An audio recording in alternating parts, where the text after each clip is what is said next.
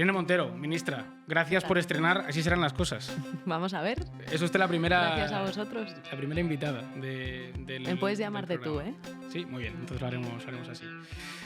Ministra, ¿qué se está haciendo desde su ministerio con los 91 casos condenados por delitos sexuales a los que se les está rebajando la pena? ¿Se está haciendo algo con esos 91 casos? Bueno, nosotras tenemos la obligación de aplicar en el ámbito de nuestras competencias esa ley. Es una ley integral, por tanto hay muchos departamentos ministeriales integrados y luego todo lo que tiene que ver con las sentencias, eso corresponde a los jueces. Los que deciden si se bajan o no las penas son los jueces. Para ello toman como referencia la ley, pero la decisión es suya.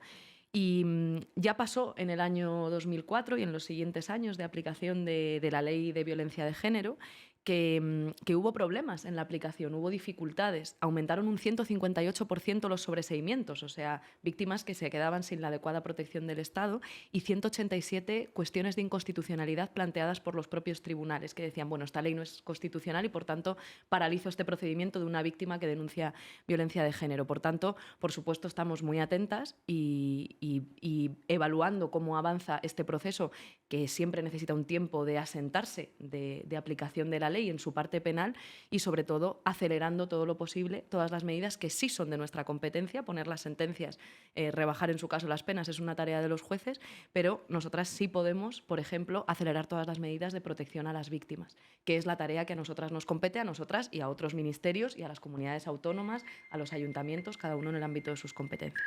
Esto es Así serán las cosas. Empezamos. Así serán las cosas. El podcast en el que hablan del presente los que decidirán el futuro. Vienes corriendo al Congreso. Vengo casi corriendo, pero sí. Hoy hemos tenido sesión además para tener el debate de la ley trans y derechos LGTBI y justo de allí venimos. Muy bien, mañana se aprobará casi con total seguridad. ¿Qué significa esta ley trans? Pues reconocer una deuda histórica que teníamos la sociedad y el Estado y las instituciones con las personas trans y reconocer su derecho a la libre determinación de la identidad de género y también la ciudadanía plena de las personas LGTBI. Esta es una ley para reconocer los derechos de las personas trans, que son las grandes olvidadas, pero también para todas las demás letras, para las personas bi, para las lesbianas, para los gays, para las personas intersexuales. Es una ley que nos permite combatir las discriminaciones, evitar que no te puedan alquilar un piso, por ejemplo, porque eres una chica y tu pareja es otra chica, o que en el trabajo te discriminen por tu orientación sexual o por tu identidad de género. Y reconocemos algunos derechos que son muy importantes, por ejemplo, el derecho de las lesbianas a afiliar a sus hijos e hijas y a ser reconocidas las dos como madres, aunque no estén casadas, que aunque parezca mentira, todavía en el año 2022 esto era así. Pues todos esos derechos son los que esta ley reconoce. ¿Tú tienes la sensación que después de todo el debate que hubo, la polémica que entrañó esta ley, has conseguido finalmente un consenso en el feminismo? Bueno, yo creo que el consenso lo han conseguido los colectivos, las personas trans, las personas LGTBI, que desde la más absoluta marginalidad e invisibilidad han sido tratadas como delincuentes no hace tantos años en nuestra historia reciente, criminalizadas, represaliadas, y siempre han estado en primera línea. En la huelga feminista del año 2018, una persona trans, una mujer trans en concreto, leyó parte del manifiesto y estaban en primera línea, en las pancartas, en las movilizaciones. Entonces, esta es una lucha que han conquistado ellas y un consenso social que han conquistado ellas, hasta el punto de que esta es una ley de la que siempre se habla en términos de conflicto, pero que es una de las leyes con más apoyo social de toda la actividad legislativa de este gobierno, ¿no?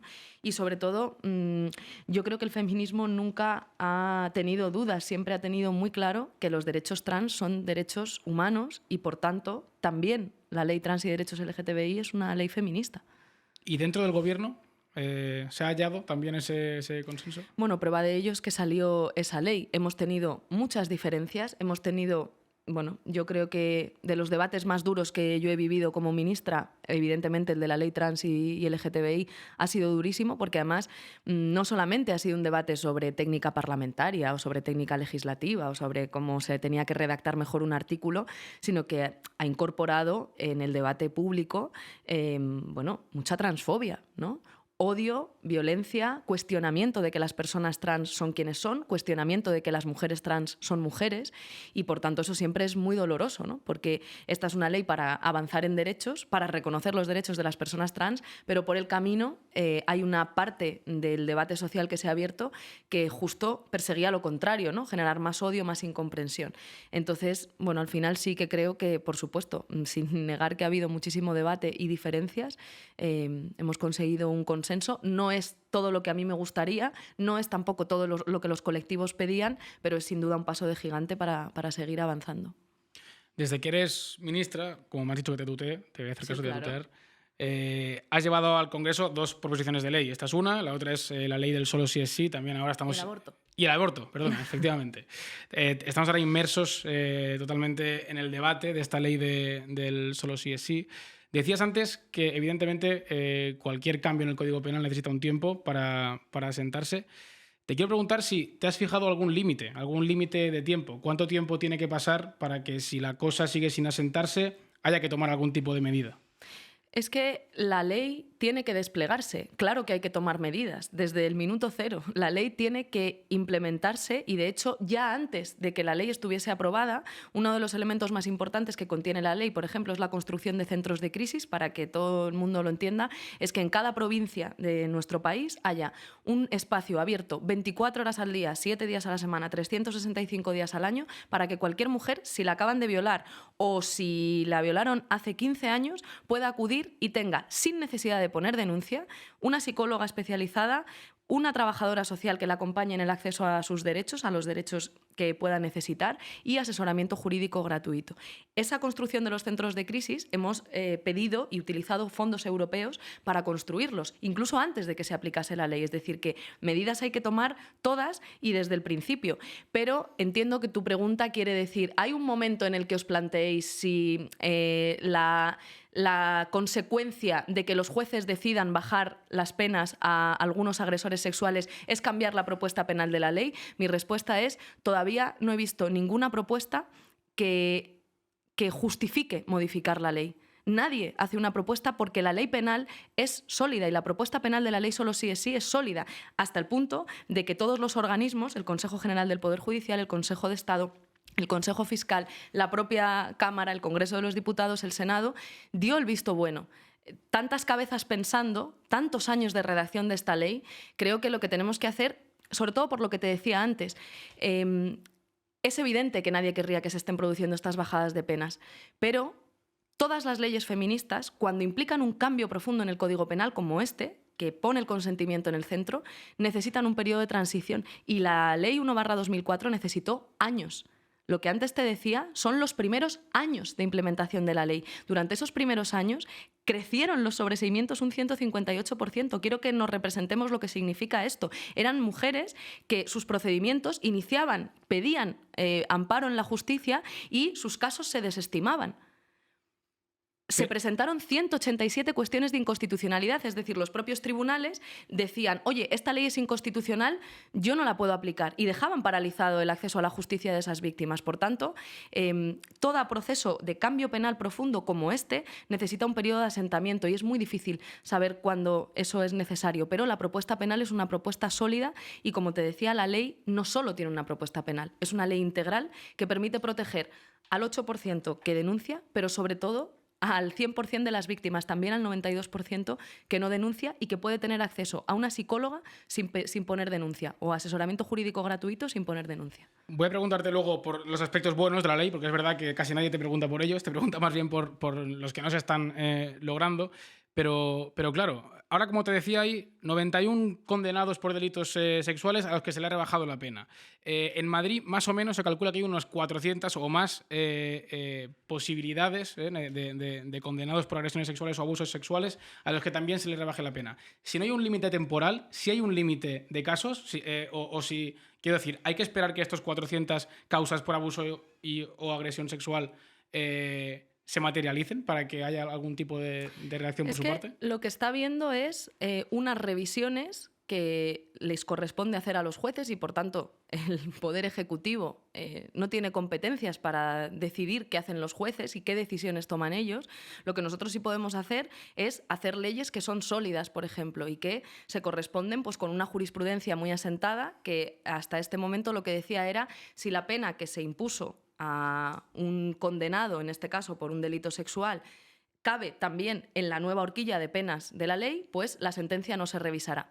No es lo que está ocurriendo, pero en todo caso es una decisión de los jueces. Lo que nos corresponde al Poder Ejecutivo es garantizar que la ley se aplica en su conjunto, sobre todo para proteger a las víctimas, que es lo más importante. El movimiento feminista ha hecho hace mucho tiempo una reflexión, y es que las feministas no vamos a acabar con las violencias machistas, ni la sociedad va a acabar con las violencias machistas a golpe de penas en los juzgados. Obviamente el Código Penal tiene que ser un código penal feminista y tiene que adaptarse a la realidad de la defensa de los derechos de las mujeres.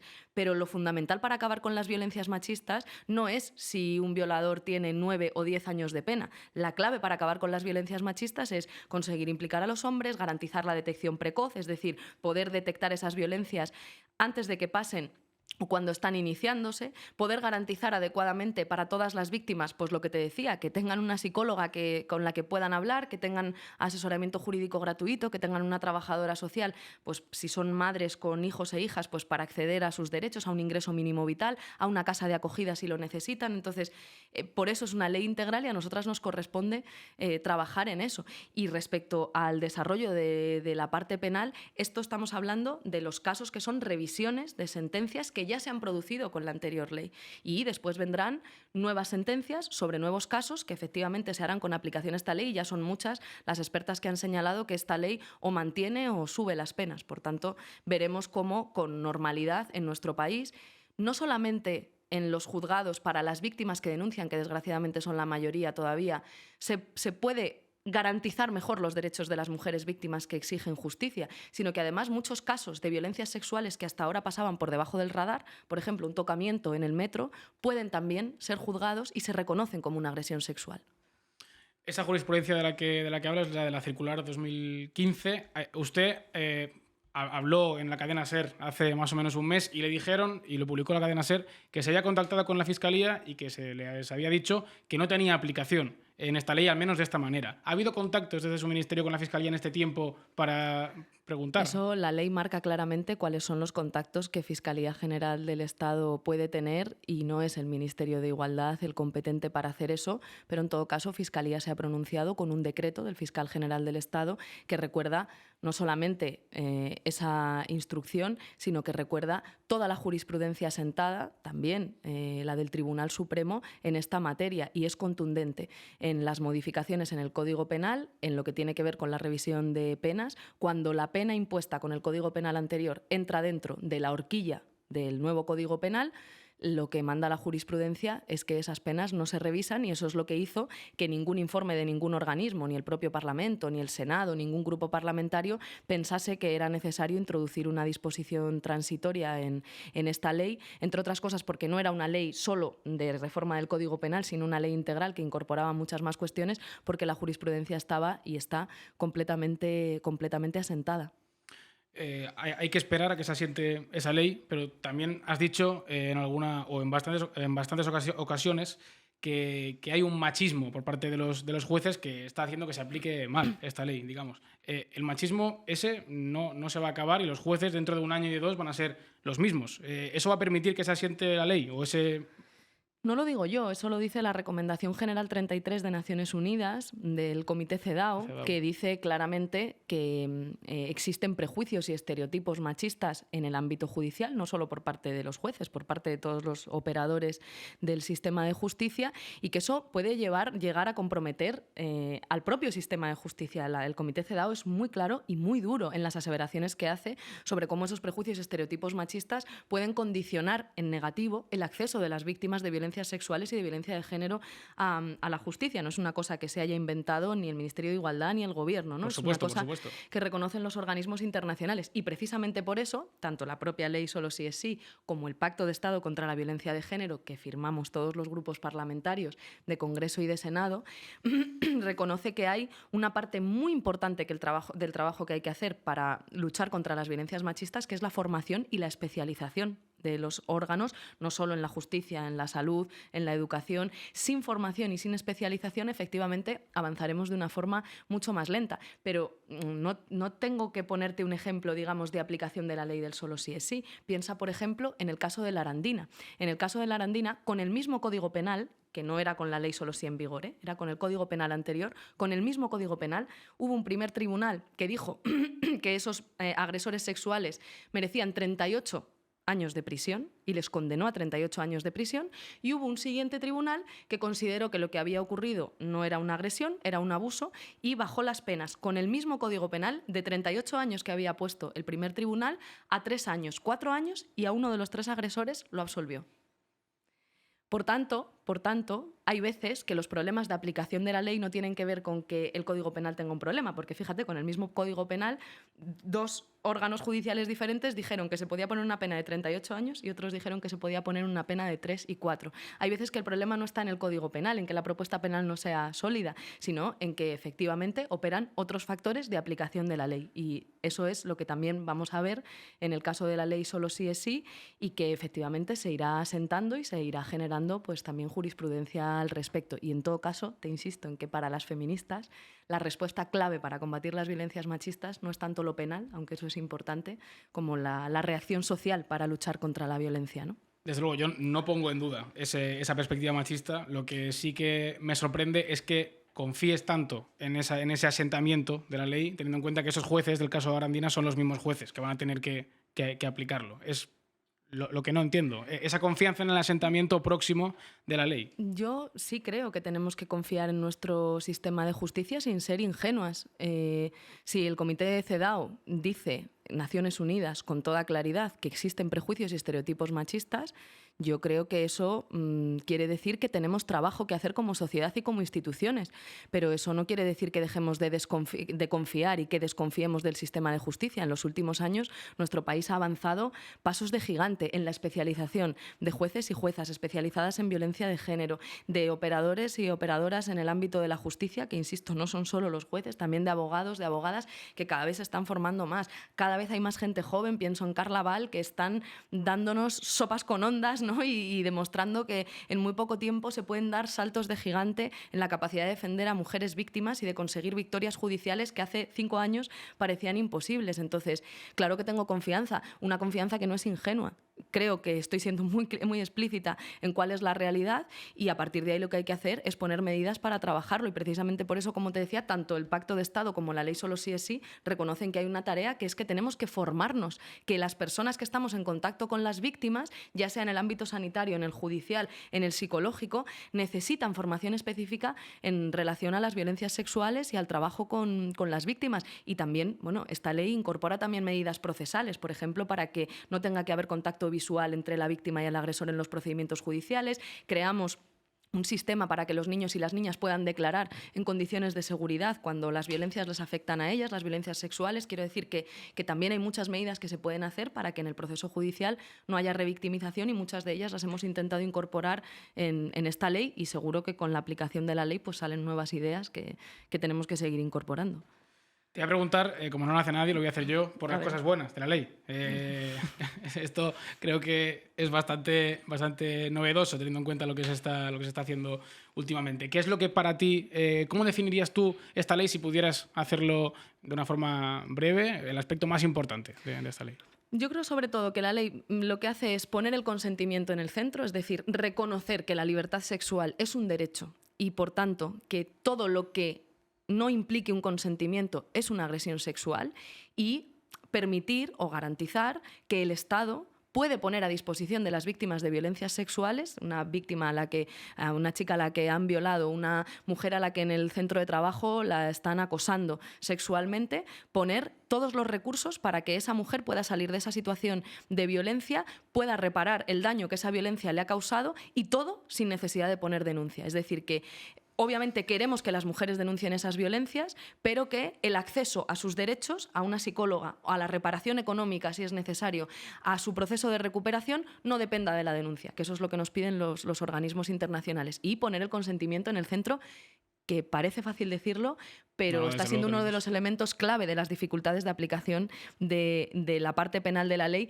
hasta el punto de que la única propuesta de reforma de la ley que hay encima de la mesa es una reforma que ha propuesto el Partido Popular, y la única idea brillante que han tenido es volver al sistema anterior. Lo que proponen es volver a la distinción entre agresiones con violencia o intimidación y agresiones sin violencia e intimidación, que antes se llamaban abuso y ahora quieren que se sigan llamando agresiones. Pero al final volver al esquema anterior del que todos los organismos internacionales nos piden huir. Pero bueno, la clave yo creo es la atención integral a las víctimas sin necesidad de poner denuncia y cercana a sus domicilios. O sea, que es que te pasa una cosa en una discoteca a cualquier hora del día o de la noche, que te pasa en el trabajo, en la universidad, en el instituto, y puedas ir a un centro de crisis y tengas por parte del Estado una puerta segura abierta y alguien que te va a creer y alguien que te va a apoyar en el acceso a tus derechos. Ahí no hay duda de que es muy positiva la ley. Creo que no se pone en duda eso, sino más bien esa forma de aplicación del Código Penal. Solo hay un 8% de las mujeres que sufren violencia sexual que denuncian. ¿Por qué no creen en las instituciones? Ellas mismas lo dicen, ¿no? La macroencuesta que se hizo en el año 2019 es muy contundente al respecto. Entre los principales motivos para no denunciar, en el caso de las violencias sexuales, están, por una parte, el naturalizar lo que ha ocurrido, no es para tanto, me pasó, o quitarle importancia, naturalizarlo o quitarle importancia, no es para tanto, me pasó cuando era muy pequeña, en realidad no sé si esto es exactamente una violencia, o esto siempre ha pasado, al final, pues bueno, a mi madre también se lo hicieron, o tengo otra amiga a la que también le ha pasado, no es para tanto, saldré adelante, ya se lo conté a unas amigas y tiro. Y el miedo a no ser creídas. El miedo a no ser creídas. El miedo a que cuando tú dices, me han violado, te digan, ya estáis todas, como siempre, las feministas. Esa es a la todas os han desconfianza. violado, ¿no? Claro. ¿Abriste las piernas? Hombre, claro, con esa faldita que llevas vas provocando. Cuando se dicen estas frases parece que son como, no sé, como estereotipadas o como... Pero sigue ocurriendo. Hay muchísimas personas que no saben que tu marido o tu pareja te puede agredir sexualmente. Que el hecho de que sea tu pareja no justifica que tengas que tener con esa persona una relación sexual si no es consentida. Hay muchísima gente que no sabe que hay violaciones dentro del matrimonio, que considera que si es tu marido, pues te puede despertar por la noche y tener una relación sexual aunque tú no quieras. Hay muchísima gente que naturaliza que, bueno, que si te han tocado una pierna en el metro, y no quiero comparar en gravedad los niveles de violencia, que no quiero explicarme mal, pero que también un tocamiento en el metro es violencia sexual, es una agresión sexual, aunque tenga un grado de gravedad diferente, ¿no? Pero que también eso, y es una forma de violencia que está súper naturalizada, invisibilizada y que es muy frecuente, que haya agresiones sexuales en el transporte público a chicas jóvenes y a chicas de todas las edades. Entonces, esa es la clave, yo creo, del asunto. Se está haciendo desde su ministerio un trabajo, entiendo, y lo sabemos, para que este 92% de las mujeres que no denuncian lo hagan. Pero ¿en qué consiste ese trabajo? Además de las campañas que hemos podido ver públicas, ¿en qué consiste el trabajo, imagino que de fondo y más particularizado con las víctimas? ¿Cómo lo hacen? Bueno, lo primero que hay que asegurar, como te decía, es que pueden acceder a psicóloga, trabajadora social, a asesoramiento jurídico sin necesidad de poner denuncia. O sea, que ellas sepan que hay una puerta segura del Estado, de sus instituciones, de su país, para recibir esos derechos, para poder acceder a esos derechos, y que no ese es el momento en el que tienen que plantearse si denuncian o no. Habrá víctimas que tengan muy claro que quieren denunciar y otras que digan, mira, yo lo primero que necesito es ubicarme, saber lo que ha ocurrido. Otra cosa muy importante, por ejemplo, es que ahora mismo obligamos a que los centros hospitalarios recojan las pruebas y recojan las muestras si una mujer llega y dice soy víctima de una agresión sexual, sin necesidad de que la mujer tenga que decidir en ese momento si pone denuncia. Ahora lo que ocurre es que para que las muestras se puedan recoger y conservar, la mujer tiene que poner una denuncia. Lo que reconoce esta ley es que no, que tú llegas al hospital, esas muestras y esas pruebas se recogen y se conservan adecuadamente, tú en ese momento lo que tienes que preocuparte es por ti, por tu salud y por estar bien, y cuando más adelante decidas, si es que lo decides, poner denuncia, esas pruebas y esas muestras están ahí. Eso es un paso muy importante para los procedimientos judiciales, porque hay muchas mujeres que en ese momento no pueden decidir, no están en una condición para decidir en ese momento, o no quieren decidirlo en ese momento, pero claro, hasta ahora era la única manera para que se pudiesen conservar esas pruebas. Entonces, Para mí, garantizar derechos sin necesidad de poner denuncia es, aunque pueda parecer paradójico, la mejor forma de incentivar a denunciar. Porque cuando una mujer sabe que las instituciones de su país están a su lado y recibe los derechos que le corresponde recibir cuando ha sufrido una agresión sexual, cuando es víctima de una violencia sexual, de acoso en el trabajo, de un tocamiento en el transporte público, de acoso callejero, si recibe primero esos derechos, creo que llegará el momento en el que pueda decidir si quiere poner o no poner una denuncia. Y si pone la denuncia, también está todo el sistema preparado para que eso pueda prosperar y para que se pueda, en este caso, pues también tener una reparación judicial y eventualmente una condena al agresor o a los agresores. ¿Siente usted el respaldo por parte del presidente del gobierno en estos temas? ¿Se siente respaldado? Por supuesto. No hay dudas en eso. Yo no las tengo. Perfecto. No me resisto a preguntarte, ya estamos terminando la entrevista, por todo el lío del Tribunal Constitucional de estos días. Se va a hablar después en la tertulia. Estos días hemos escuchado muchas cosas, golpes de Estado, golpes contra la democracia. ¿Tú tienes la sensación de que estos días en España ha corrido riesgo la democracia o que está en riesgo? Bueno, hay una crisis institucional muy profunda y por primera vez ha pasado algo que nunca debería haber pasado, y es que se impide una votación y un debate parlamentario en la sede de la soberanía popular.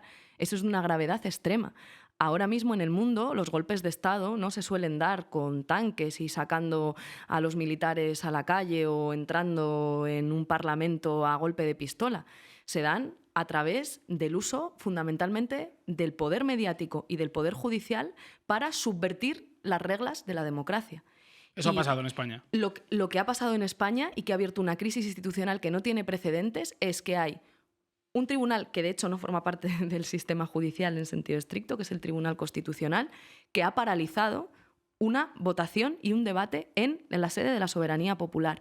Y eso se ha hecho, según dicen todos los expertos, sin tener competencias para poder paralizar esa votación, porque el Poder Legislativo tiene plenas competencias para debatir sobre lo que quiera y de la forma que quiera. Por tanto, sí creo que es un duro golpe a la democracia y creo que no podemos permanecer indiferentes y que no nos podemos quedar indiferentes ante ello, porque la degradación de las reglas más básicas de la democracia no se produce de un momento para otro.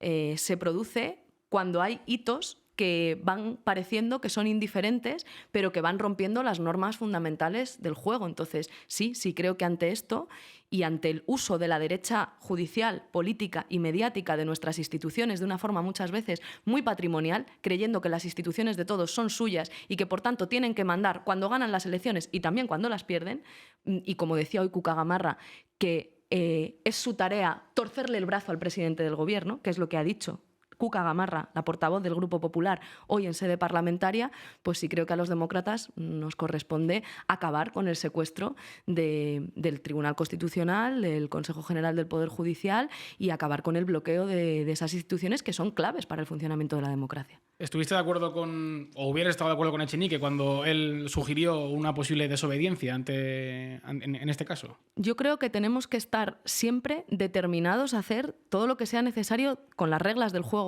democrático para defender nuestra democracia y nuestras instituciones. Y eso implica, por ejemplo, ahora que trabajemos con urgencia para el desbloqueo del Consejo General del Poder Judicial y para el desbloqueo del Tribunal Constitucional. Pero entonces no está de acuerdo con la desobediencia.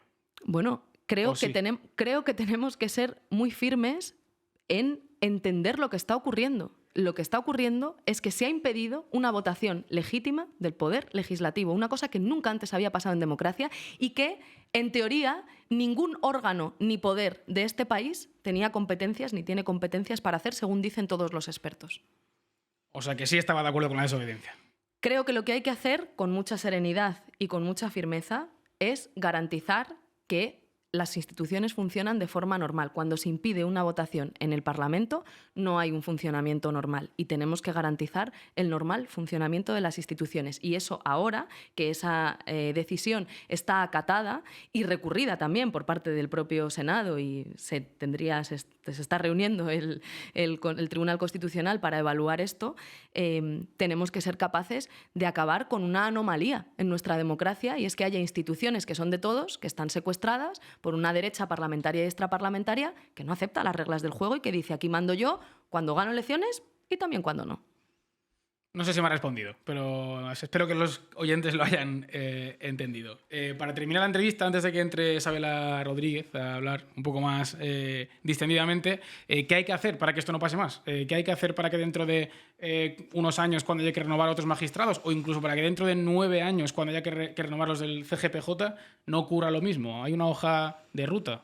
Bueno, yo creo que ahora lo más urgente, como te decía, es garantizar el fin del bloqueo del Consejo General del Poder Judicial y del Tribunal Constitucional. Y luego creo que hay una tarea política que es más a medio plazo, pero que hay que empezar, bueno, ya lleva muchos años haciéndose, ¿no? Pero que hay que hacer desde ya, que tiene que ver con la democratización de nuestro país y de todos los poderes del Estado que emanan de la soberanía popular y de la voluntad popular. Hay una tarea de democratización. Lo que está ocurriendo no es un debate jurídico, aunque tenga elementos jurídicos, judiciales, pero es fundamentalmente político. En España y en todo el mundo hay un movimiento democratizador que en España se tradujo sobre todo en el 15M y en todo lo que vino después, la ruptura del bipartidismo, el planteamiento de que eran necesarios más derechos sociales, mayores libertades, democracia, ¿no? Regeneración democrática, todos esos elementos, feminismo, derechos feministas, y que es un movimiento muy profundo de carácter democratizador. Para ser felices y para vivir todos y todas bien necesitamos más democracia, y a eso se le ha opuesto una reacción feroz de poderes muy profundos del Estado y de la derecha más derecha de nuestro país, que está revelando su carácter muchas veces profundamente antidemocrático, que básicamente lo que dicen es, sí, ustedes pueden ser diputados, incluso a veces pueden llegar a gobernar, pero aquí, al final, mando yo, ¿no? Que es lo que hoy le decía Cuca Gamarra al presidente del Gobierno de una forma, en mi opinión, un poco soberbia, ¿no? Diciendo, aquí mando yo, y le han torcido el brazo al presidente del Gobierno. Pues no. Frente a esos que quieren retroceder y que es un movimiento reaccionario frente a los avances democráticos, hay que construir más democracia. Y por eso muchas veces digo, a la extrema derecha se la para con más derechos. La forma de parar el movimiento reaccionario es siempre construir más democracia, más derechos y que más gente viva mejor. Hoy, de hecho, abría el diario El Mundo con unas declaraciones parecidas. No sé si de Feijóo, alguien del Partido Popular, en esos términos políticos. Es un debate que se ha llevado estrictamente a lo político. Muchas gracias, ministra. Ahora hemos pasado a Isabela Martínez, vale. No Rodríguez, que le he dicho Rodríguez, y a ver qué nos cuenta. Bienvenida, Isabela. Martínez, no Rodríguez, ¿no? Importante.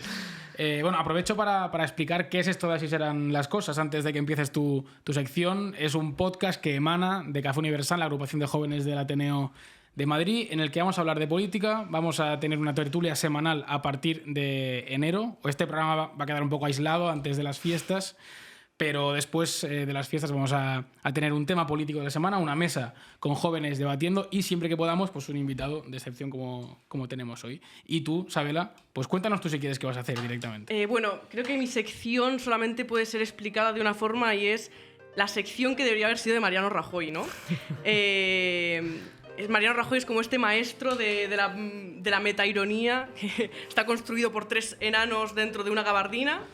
Entonces lo que vamos a intentar aquí es, al igual que Mariano, volver al mundo abstracto un poco, que quizás en política no se os permite tanto, ¿no?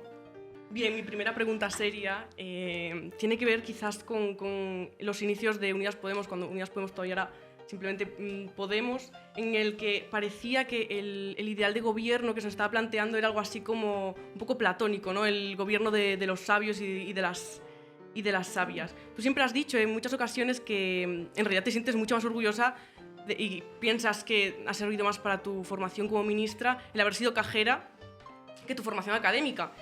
Si bien esto me parece una cosa realmente admirable, quería preguntarte por cómo crees que tu formación académica como psicóloga y como psicóloga de la educación en concreto permean tu forma de hacer política, ¿no? Alguna vez te he escuchado citar a Paulo Freire, que decía una frase preciosísima que decía la educación no cambia el mundo, pero la educación cambia a las personas que van a cambiar el mundo. Entonces, ¿cómo crees tú que tu formación como psicóloga y además de eso, psicóloga de la educación, permea tu forma de hacer política? ¿Qué herramientas crees que te dan y qué motivaciones te dan para la política?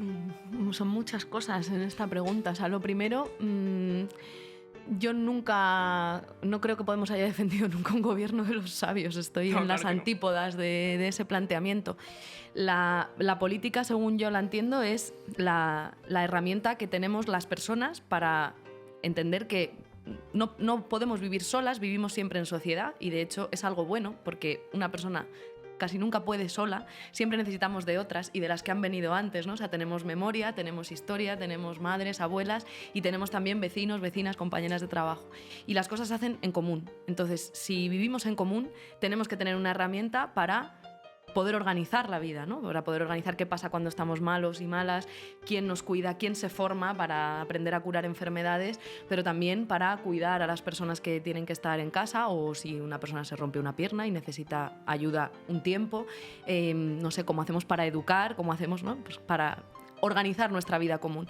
Y por eso creo que lo más importante para mí es la militancia. Lo de oponer ser cajera a los sabios es de alguna forma para decir, es que la política no es una cosa que hace solo la gente que se supone que normalmente siempre son hombres con traje y corbata, lo digo estereotipándolo, ¿no? Que saben mucho de las cosas. No, la política es la forma que tenemos las personas, también las cajeras, también las señoras de la limpieza, para decidir cómo organizamos nuestra vida común. Y para mí por eso la militancia y la organización colectiva, por eso soy también muy defensora de los partidos, de los sindicatos, de las organizaciones, de los movimientos sociales, todo lo que sea organizarse y reconocer que sola no puedes y con amigas sí, que eso no es hacerte de menos a ti misma. Claro que las mujeres y las personas conseguimos cosas por nosotras mismas, pero casi nunca solas. Incluso lo que conseguimos por nosotras mismas es porque tenemos a otras personas al lado y porque otras han venido antes y porque hay otra gente que está en casa cuidando. Entonces, para mí eso es fundamentalmente la política y no creo mucho en lo de los gobiernos de los sabios. Creo que siempre hay que escuchar y que hay gente que está muy formada, no siempre porque ha estudiado muchísimas carreras, que también, a veces también porque lleva toda la vida currándose ese tema, como hay muchos activistas y, pues yo qué sé, en el derecho a la vivienda o en la propia educación, hay que escuchar a la gente que sabe, pero al final la política y la democracia consiste en las correlaciones de fuerzas para decidir si vivimos todos y todas bien y con todos nuestros derechos garantizados o si manda una pequeña minoría que acumula privilegios a costa del sufrimiento y de la falta de derechos de los demás. Bien, volviendo a esta idea de la militancia que me parece muy interesante, tú comenzaste a militar muy joven, a los 15 años, ¿no? Viviste también muy joven el 15M. Bien, yo vengo de la generación del gran 8M, de los grandes 8M del 2017 y el 2018. Claro, mi generación se presentaba quizás como una de las más combativas de la historia. En España, por cada cuñado en la mesa de Navidad, alpinista que odia a su exmujer de la que se divorció, había una chica de 15 años explicándole qué eran los micromachismos, ¿no? A mí eso me parece de las imágenes que mejor representan a mi generación. Total. En cambio, a lo que estamos asistiendo ahora es a que, sin abandonar de ninguna forma las ideas de origen, estamos asistiendo a un cierto escepticismo, ¿no? Yo estudio en Somosaguas, que es donde empezó Unidas Podemos, donde estaba el germen, ¿no? Y es una cosa que incluso en Somosaguas, que es de los lugares más combativos, es una cosa que vemos, ¿no? Y imagino que como para ir al Congreso de los Diputados, levantar temprano para ir al Congreso de los Diputados, necesitas una gran carga de optimismo. ¿Cómo eres capaz de no caer en el pesimismo a la hora de hacer política? ¿Y qué le dirías a mi generación que, si bien sin abandonar estos ideales de partida, están cada vez más desencantados? Es que yo creo que eso es uno de los aprendizajes políticos más importantes. Por eso también la militancia es una fuente de aprendizaje fundamental. Porque los procesos políticos no son de aquí para mañana y a todo o nada. Y no son lineales. No es empiezo a avanzar y entonces ya avanzo siempre. Son procesos en los que hay un avance, después hay un retroceso y se vive además con una sensación de fracaso, ¿no? Porque cuando alguien se acostumbra a la victoria, la derrota duele más. Sí. aunque esa derrota sea en comparación más pequeña o aunque lo que se haya hecho no es retroceder tanto, sino simplemente dar un pequeño paso para detrás. Esos son los procesos políticos y los procesos históricos y no hace falta más que echar un vistazo a la historia internacional o a la propia historia de nuestro país para darse cuenta. Entonces, quizá incluso la generación del 15M, ¿no? Nuestra generación, con esa, después de muchos años de lucha en los que parecía que nunca pasaría nada, ¿no? Llega una gran crisis que nos permite explicar a la gente entonces más joven que éramos una juventud sin futuro, es decir, que todo lo que nos habían prometido la sociedad, ¿no? Todos los sueños de nuestros padres, que era como estudia, hijo o hija, ¿no? Mi padre era un mozo de mudanzas y para él su máxima ilusión era que yo estudiase en la universidad y que tuviese una carrera, porque eso se supone que te asegura un futuro. Eso era mentira ya para mi generación. Sí. Y el pacto social que nuestros padres se creyeron lo rompieron los privilegiados, que dijeron, uy, ya que he acumulado un poquito, puedo seguir acumulando un poco más, puedo utilizar la corrupción como forma de gobierno, bueno, cada vez destruir más, privatizar, externalizar, ¿no? Recortar derechos. Y esa reacción que se tuvo en el 15M, yo creo que fue tan poderosa que nos hizo pensar que ya podíamos ganarlo todo de una y para siempre. Sí. Y esa fuerza y esa esperanza es muy movilizadora y es muy importante que se diera. Y marcó un antes y un después en la historia de nuestro país y abrió un ciclo político que todavía no ha terminado. Pero necesitamos memoria, por eso es tan importante la memoria, para saber que esa fuerza se tiene que ir traduciendo en avances y que ante los avances democráticos viene una reacción. Viene una reacción que se despliega desde todos los espacios de poder en los que están los reaccionarios, que como han mandado mucho más tiempo que los demócratas, tienen más resortes de poder. Tienen más resortes de poder. Y por tanto, pues aprender que la derrota forma parte del camino es muy importante. Y sí creo que hay un momento de mayor escepticismo, pero creo que ese es un aprendizaje político que no anula la esperanza, al contrario, la puede hacer más fuerte. ¿Cuál crees que ha sido, en relación con esto, el momento de mayor pesimismo en tu carrera política? El momento en el que has dicho, es que de verdad no se puede cambiar nada. Aunque luego veamos Nunca he pensado eso. ¿Nunca? No, nunca he pensado eso. He tenido muchos momentos difíciles, imagínate. Muchos momentos en los que me dijeron nunca sacarás la ley trans adelante.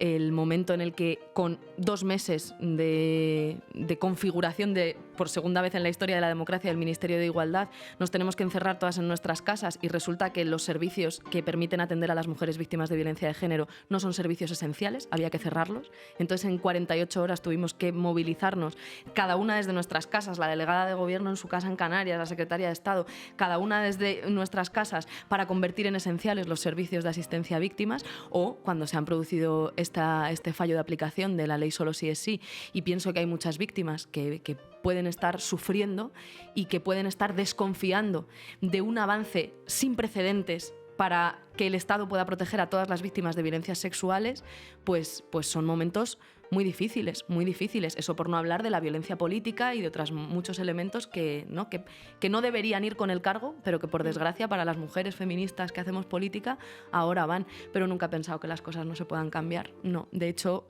creo que el tamaño de la reacción que recibimos es proporcional al de los avances que somos capaces de impulsar. ¿Te consideras a ti Voy a misma? pedirte que le hagas la última pregunta. Vale, perfecto. Bien, probablemente tú seas en toda España una de las personas más afectadas por el fenómeno de la posverdad, ¿no? Creo que estamos en un momento político en el que quizás ni siquiera importa la verdad, ¿no? En el Congreso no se puede siempre rebatir con hechos, importa más bien quizás la pornografía sentimental, ¿no?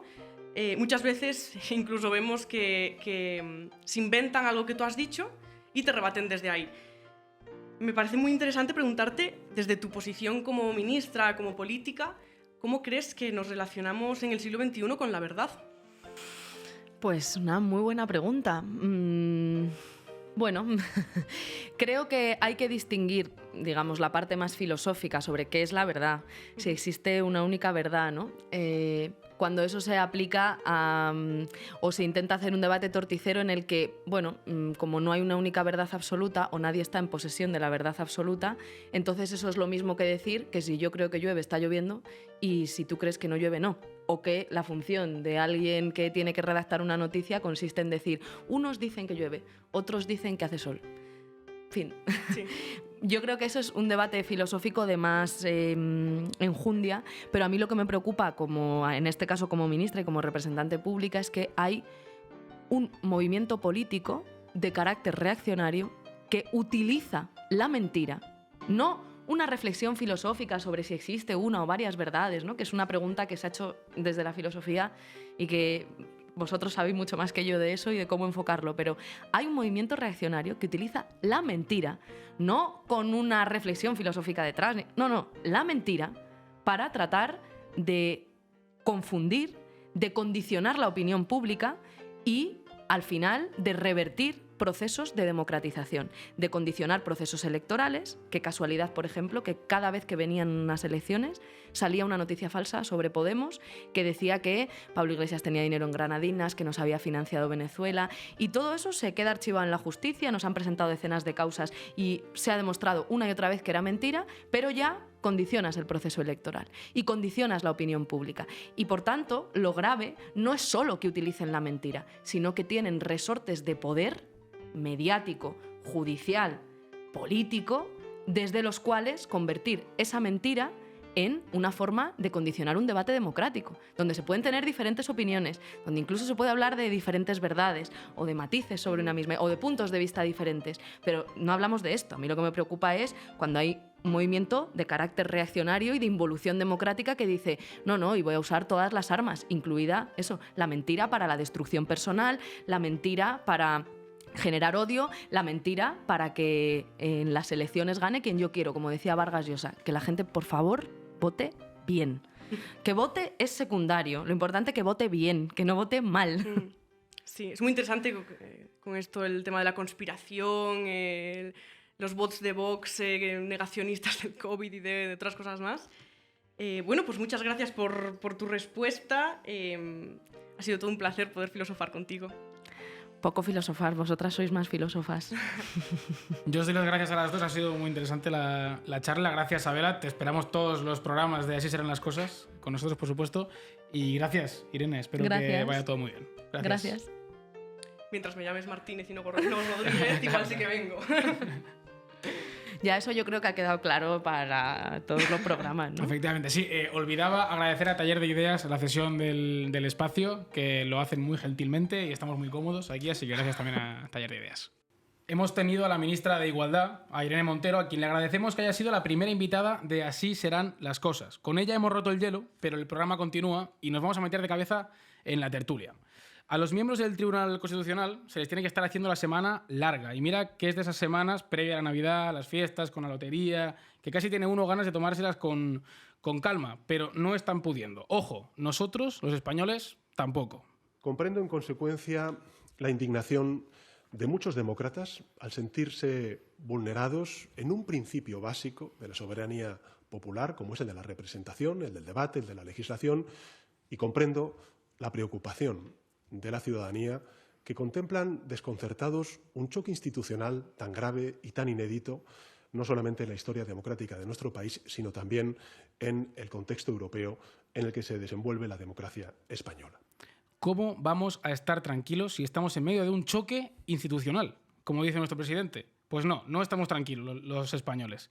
Es que las instituciones de nuestro país, que deberían inspirarnos la máxima tranquilidad, para eso están, conviene recordarlo, pues están patas arriba, están dándose de leches. La gente está un poco cansada, harta de días históricos, de últimas horas, cada una más histórica y trascendente que la anterior. De hecho, da igual cuando escuches este podcast, porque seguramente, si no es una cosa será otra, estarás viviendo una jornada políticamente histórica.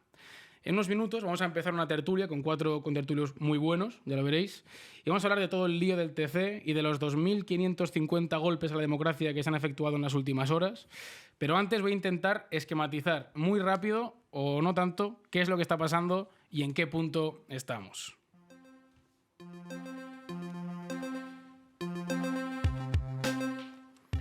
Vamos a ver, fundamentalmente en esta historia intervienen 4 actores: el gobierno, la oposición, el Consejo General del Poder Judicial, que ya sabéis que es el órgano del gobierno del Poder Judicial en nuestro país y que tiene la misión de velar por la independencia de los jueces y los magistrados ante los demás poderes del Estado, o sea, los otros actores de la historia. Y luego está el protagonista, que es el Tribunal Constitucional, que es el intérprete supremo de la Constitución española. Ese, como digo, es el protagonista. El antagonista os dejo que lo decidáis vosotros o, en todo caso, mis compañeros de la tertulia. El caso es que el Tribunal Constitucional lo componen 12 miembros, que, como no podría ser de otra manera, los nombra el rey, pero los proponen otros poderes del Estado. En concreto, el Gobierno propone 2, el Senado 4, el Congreso 4 y el CGPJ otros 2. ¿Qué pasa? Que no se renuevan todos al mismo tiempo. La norma dice que el mandato de cada uno de los 12 miembros dura 9 años y que hay que ir renovándolo por tercios, es decir, a 4 magistrados cada vez, 12 entre 3, 4. Y esta es la clave, o la primera de las claves de la cuestión. En la actualidad, de los 12 magistrados del TC, 4 tienen el mandato caducado. González Trevijano, que es el presidente, y Antonio Narváez son los 2 jueces a los que colocó el gobierno de Mariano Rajoy. Y hace 6 meses vieron cómo su mandato terminaba. Pero ahí siguen. Por su parte, Martínez Vares y Xiol Ríos, este último vicepresidente y el único del ala progresista de los 4 que tiene el mandato caducado, también, como digo, lo tienen caducado, pero a estos 2 los propuso el Consejo General del Poder Judicial y ahí está otra de las claves.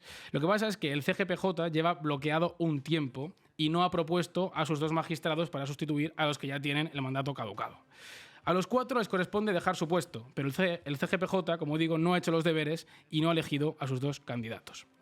¿Qué pasa entonces? Pues que llegó el gobierno y le dijo al TC: oye, para ir solucionando el tema este de los mandatos caducados, te propongo yo ya a Juan Carlos del Campo, exministro de Justicia, y además Irenías del Destino, vocal del CGPJ entre 2001 y 2008, es que aquí al final siempre somos más o menos los mismos, y a Laura Díez, exdirectora general del Ministerio de Presidencia. Y así de paso, Sánchez consigue decantar la balanza hacia el lado progresista, porque es que ahora la correlación de fuerzas en el TC está 6-5 a favor del bloque conservador, y de llevarse a cabo lo que propone el gobierno, se invertiría.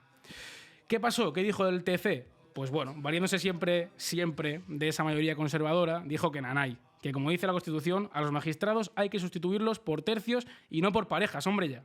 Y que resulta, lo que son las cosas, que como hemos dicho, los otros 2 magistrados que tienen que ser sustituidos son los que propone el CGPJ.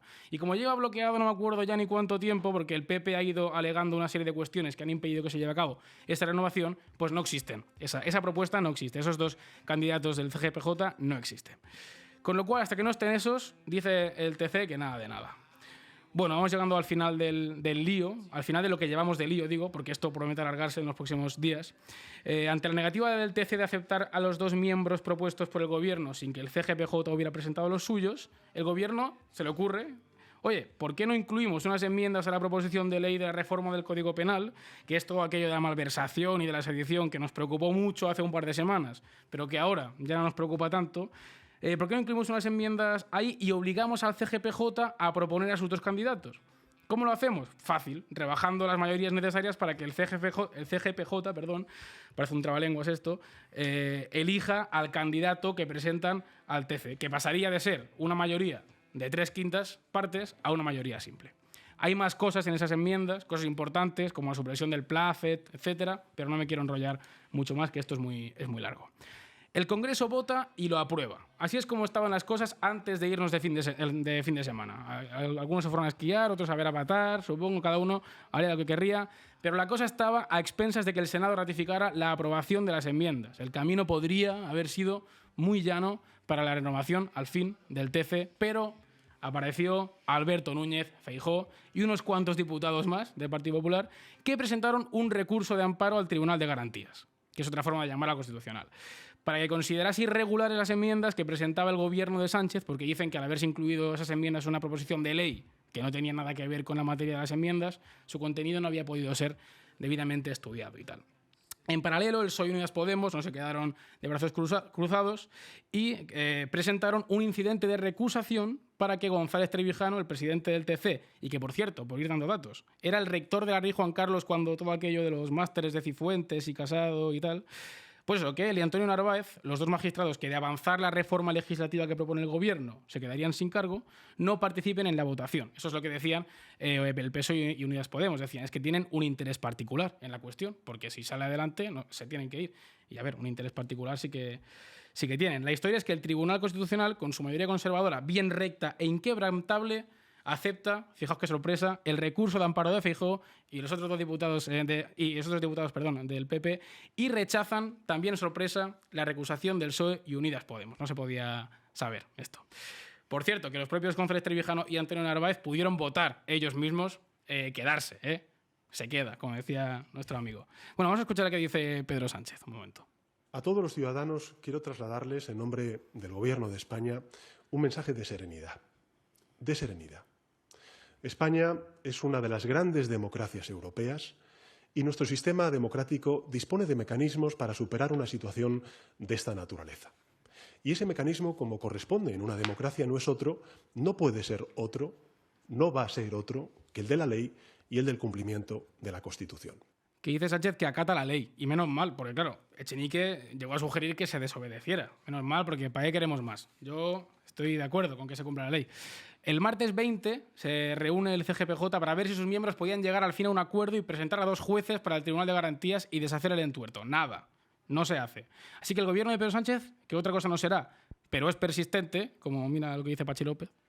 Ante el bloqueo del Partido Popular, vamos a seguir empeñados en cambiar a los jueces que corresponden por ley y por Constitución. Empeñados, vamos a seguir empeñados. Y encima también hay que decir que el propósito final que persigue el gobierno es justo, porque la ley dice que los miembros del Tribunal Constitucional, con el mandato caducado, tienen que irse, hay que sustituirlos. La cosa es que el PSOE, el gobierno, ya ha anunciado que esta misma semana presentará una nueva proposición de ley cuyo contenido será calcado, idéntico al de las enmiendas, o sea, rebajar la mayoría de 3/5 y convertirla en mayoría simple, eliminación del plazo, etc. Y esta vez sí, lograr su objetivo. Total, que entre todo este jaleo, los partidos políticos, unos y otros, han ido acusándose de golpistas. Esto dijo Felipe Sicilia, diputado del PSOE, el otro día. Señorías, hace 41 años la derecha quiso parar un pleno del Congreso y parar también la democracia. Lo hizo con tricornios. Hoy, señorías, la derecha ha vuelto a querer parar. Silencio, por favor. Se ve obligada Bateta a intervenir porque ya se iba a liar en el Congreso. Y esto dijo Elías Bendodo, del PP. Por eso decía que nos encontramos ante uno de los peores momentos de los últimos 44 años de democracia en nuestro país. Y esto no es una cosa que solo pensemos los del Partido Popular. Estoy convencido que lo piensan la inmensa mayoría de los españoles que tienen un mínimo de sentido común y también de sentido de Estado. El peor momento en 44 años. Y luego Ayuso, que no se pierde una, pues también coge y dice esto. Con el asalto al Tribunal Constitucional lo que está haciendo el Gobierno es dar un paso más para la demolición del Estado de Derecho en España y con el fin de perseguir a todo aquel que se oponga a ello y acallar a quienes se atrevan a denunciarlo. Asalto, dice. Y Pablo Iglesias, que ya no es diputado ni vicepresidente, pero que sigue diciendo cosas, llamó a salir a la calle a defender la democracia. En fin, entre tantos golpes, lo raro es que no haya salido alguno con el ojo morado. Me acompañan en la tertulia Javier Martín Merchán, que es profesor de Relaciones Internacionales en la Universidad Pontificia de Comillas. ¿Qué tal? Muy bien hallado. Muy bien. Carlos Sentenza, que es jurista, politólogo y codirector de Ideas en Guerra. Muchas gracias por tenerme. A ti por venir, Carlos. Amanda García, que es periodista de Público. Sí. Encantado de haberte reclutado. Gracias, también. Igualmente. Y Álvaro Salgado, que es estudiante de Derecho y Estudios Internacionales en la Carlos III y sempiterno becario, en tus palabras, ¿no? Sí. Es la realidad más cercana. O sea, que tienes examen y todo, ¿no? Tengo examen esta tarde. Bueno, pues gracias por venir también, a vosotros. Álvaro. Voy a abrir la tertulia con la única pregunta posible para hacerlo. ¿De verdad estos días ha corrido riesgo la democracia en España? ¿Quién se anima? Bueno, puedo empezar yo brevemente. Bueno, lo primero, muchas gracias, Samuel en particular, por tenernos y a vosotros tres por venir aquí a esta preciosa iniciativa de Café Universal. Un par de cuestiones al hilo de tu pregunta y de tu editorial fantástico. Comentabas que Feijóo y unos diputados del PP aparecieron para interponer un recurso. Thank God, ¿no? Gracias a Dios que intervinieron, ¿no? Y ya voy respondiendo la primera pregunta. Está en peligro, ¿no? Está en peligro, pues está en peligro porque tú mismo lo dijiste, ¿no? Incluso después de la sentencia del tribunal, Pachi López dice que están empeñados, ¿no? Están empeñados en cambiar. Y aquí hay una cuestión que hay que tener muy en cuenta, y es que el propósito es justo, que lo mencionabas tú también. El propósito es justo, el de renovar el Consejo General del Poder Judicial. Por supuesto que lo es. Es un incumplimiento de la Constitución no renovarlo a todas luces. Lo es. Pero, ojo, también es un incumplimiento de la Inconstitución, y lo llevamos haciendo 40 años, repartirse los jueces entre Partido Popular y Partido Socialista. Ambos dos, Ambos dos. Y ambos dos tienen la misma culpa. Fíjate que la Constitución, no en el 159.1, pero sí desde el principio de la Ley Orgánica del Tribunal Constitucional, indicaba que la mayoría de 3/5 estaba ahí porque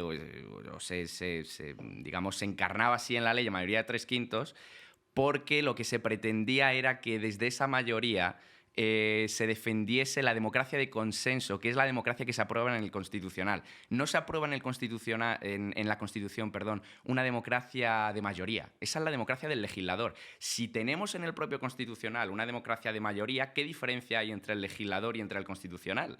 No hay ninguna diferencia. ¿Qué control puede hacer el Constitucional sobre el legislador si la mayoría parlamentaria se traslada también a la Constitución? Esto es lo que está pasando en Hungría, en Polonia, etcétera, etcétera, etcétera, ¿no? Es decir, ¿hay que renovar? Sí, hay que renovar, por supuesto. Pero hay que renovar con las reglas del juego que nos hemos dado. Es decir, a través del consenso, no a través del reparto por cuotas, que es tan inconstitucional como la reforma que estaba proponiendo el Partido Socialista, que yo de momento lo voy a dejar aquí también para que bueno, me sigáis el hilo o me rebatáis, pero que también en contenido, no solo en forma, porque aquí el Tribunal Constitucional solo ha hablado de la forma, solo ha hablado de que no podemos tener una enmienda diferente al contenido del articulado. Eso es lo que ha dicho el Tribunal. Es decir, propongan ustedes la misma reforma con el mismo contenido, como bien has dicho que harán, en una proposición de ley. Y lo harán. Fantástico. Y el Tribunal Constitucional no ha dicho nada al respecto. Pero es que todavía, porque no se puede, porque lo que se presenta es un recurso de amparo, no un recurso de inconstitucionalidad, no se ha dicho nada sobre el propio contenido de la reforma, que también es igualmente grave, desde mi punto de vista. ¿Están en peligro las instituciones? Desde mi punto de vista, están en peligro. ¿Más que hace un año? Para mí sí, por la escenografía que se ha hecho. Porque tenemos un poder del Estado que ha levantado la voz proactivamente contra otro poder del Estado, hasta el punto de amenazarlo. Por lo demás, mismo peligro que hace un año, cuando ya incumplíamos la Constitución porque nos repartíamos los jueces entre Partido Popular y Partido Socialista. He visto que te reías, Carlos. No sé si quieres dar la réplica.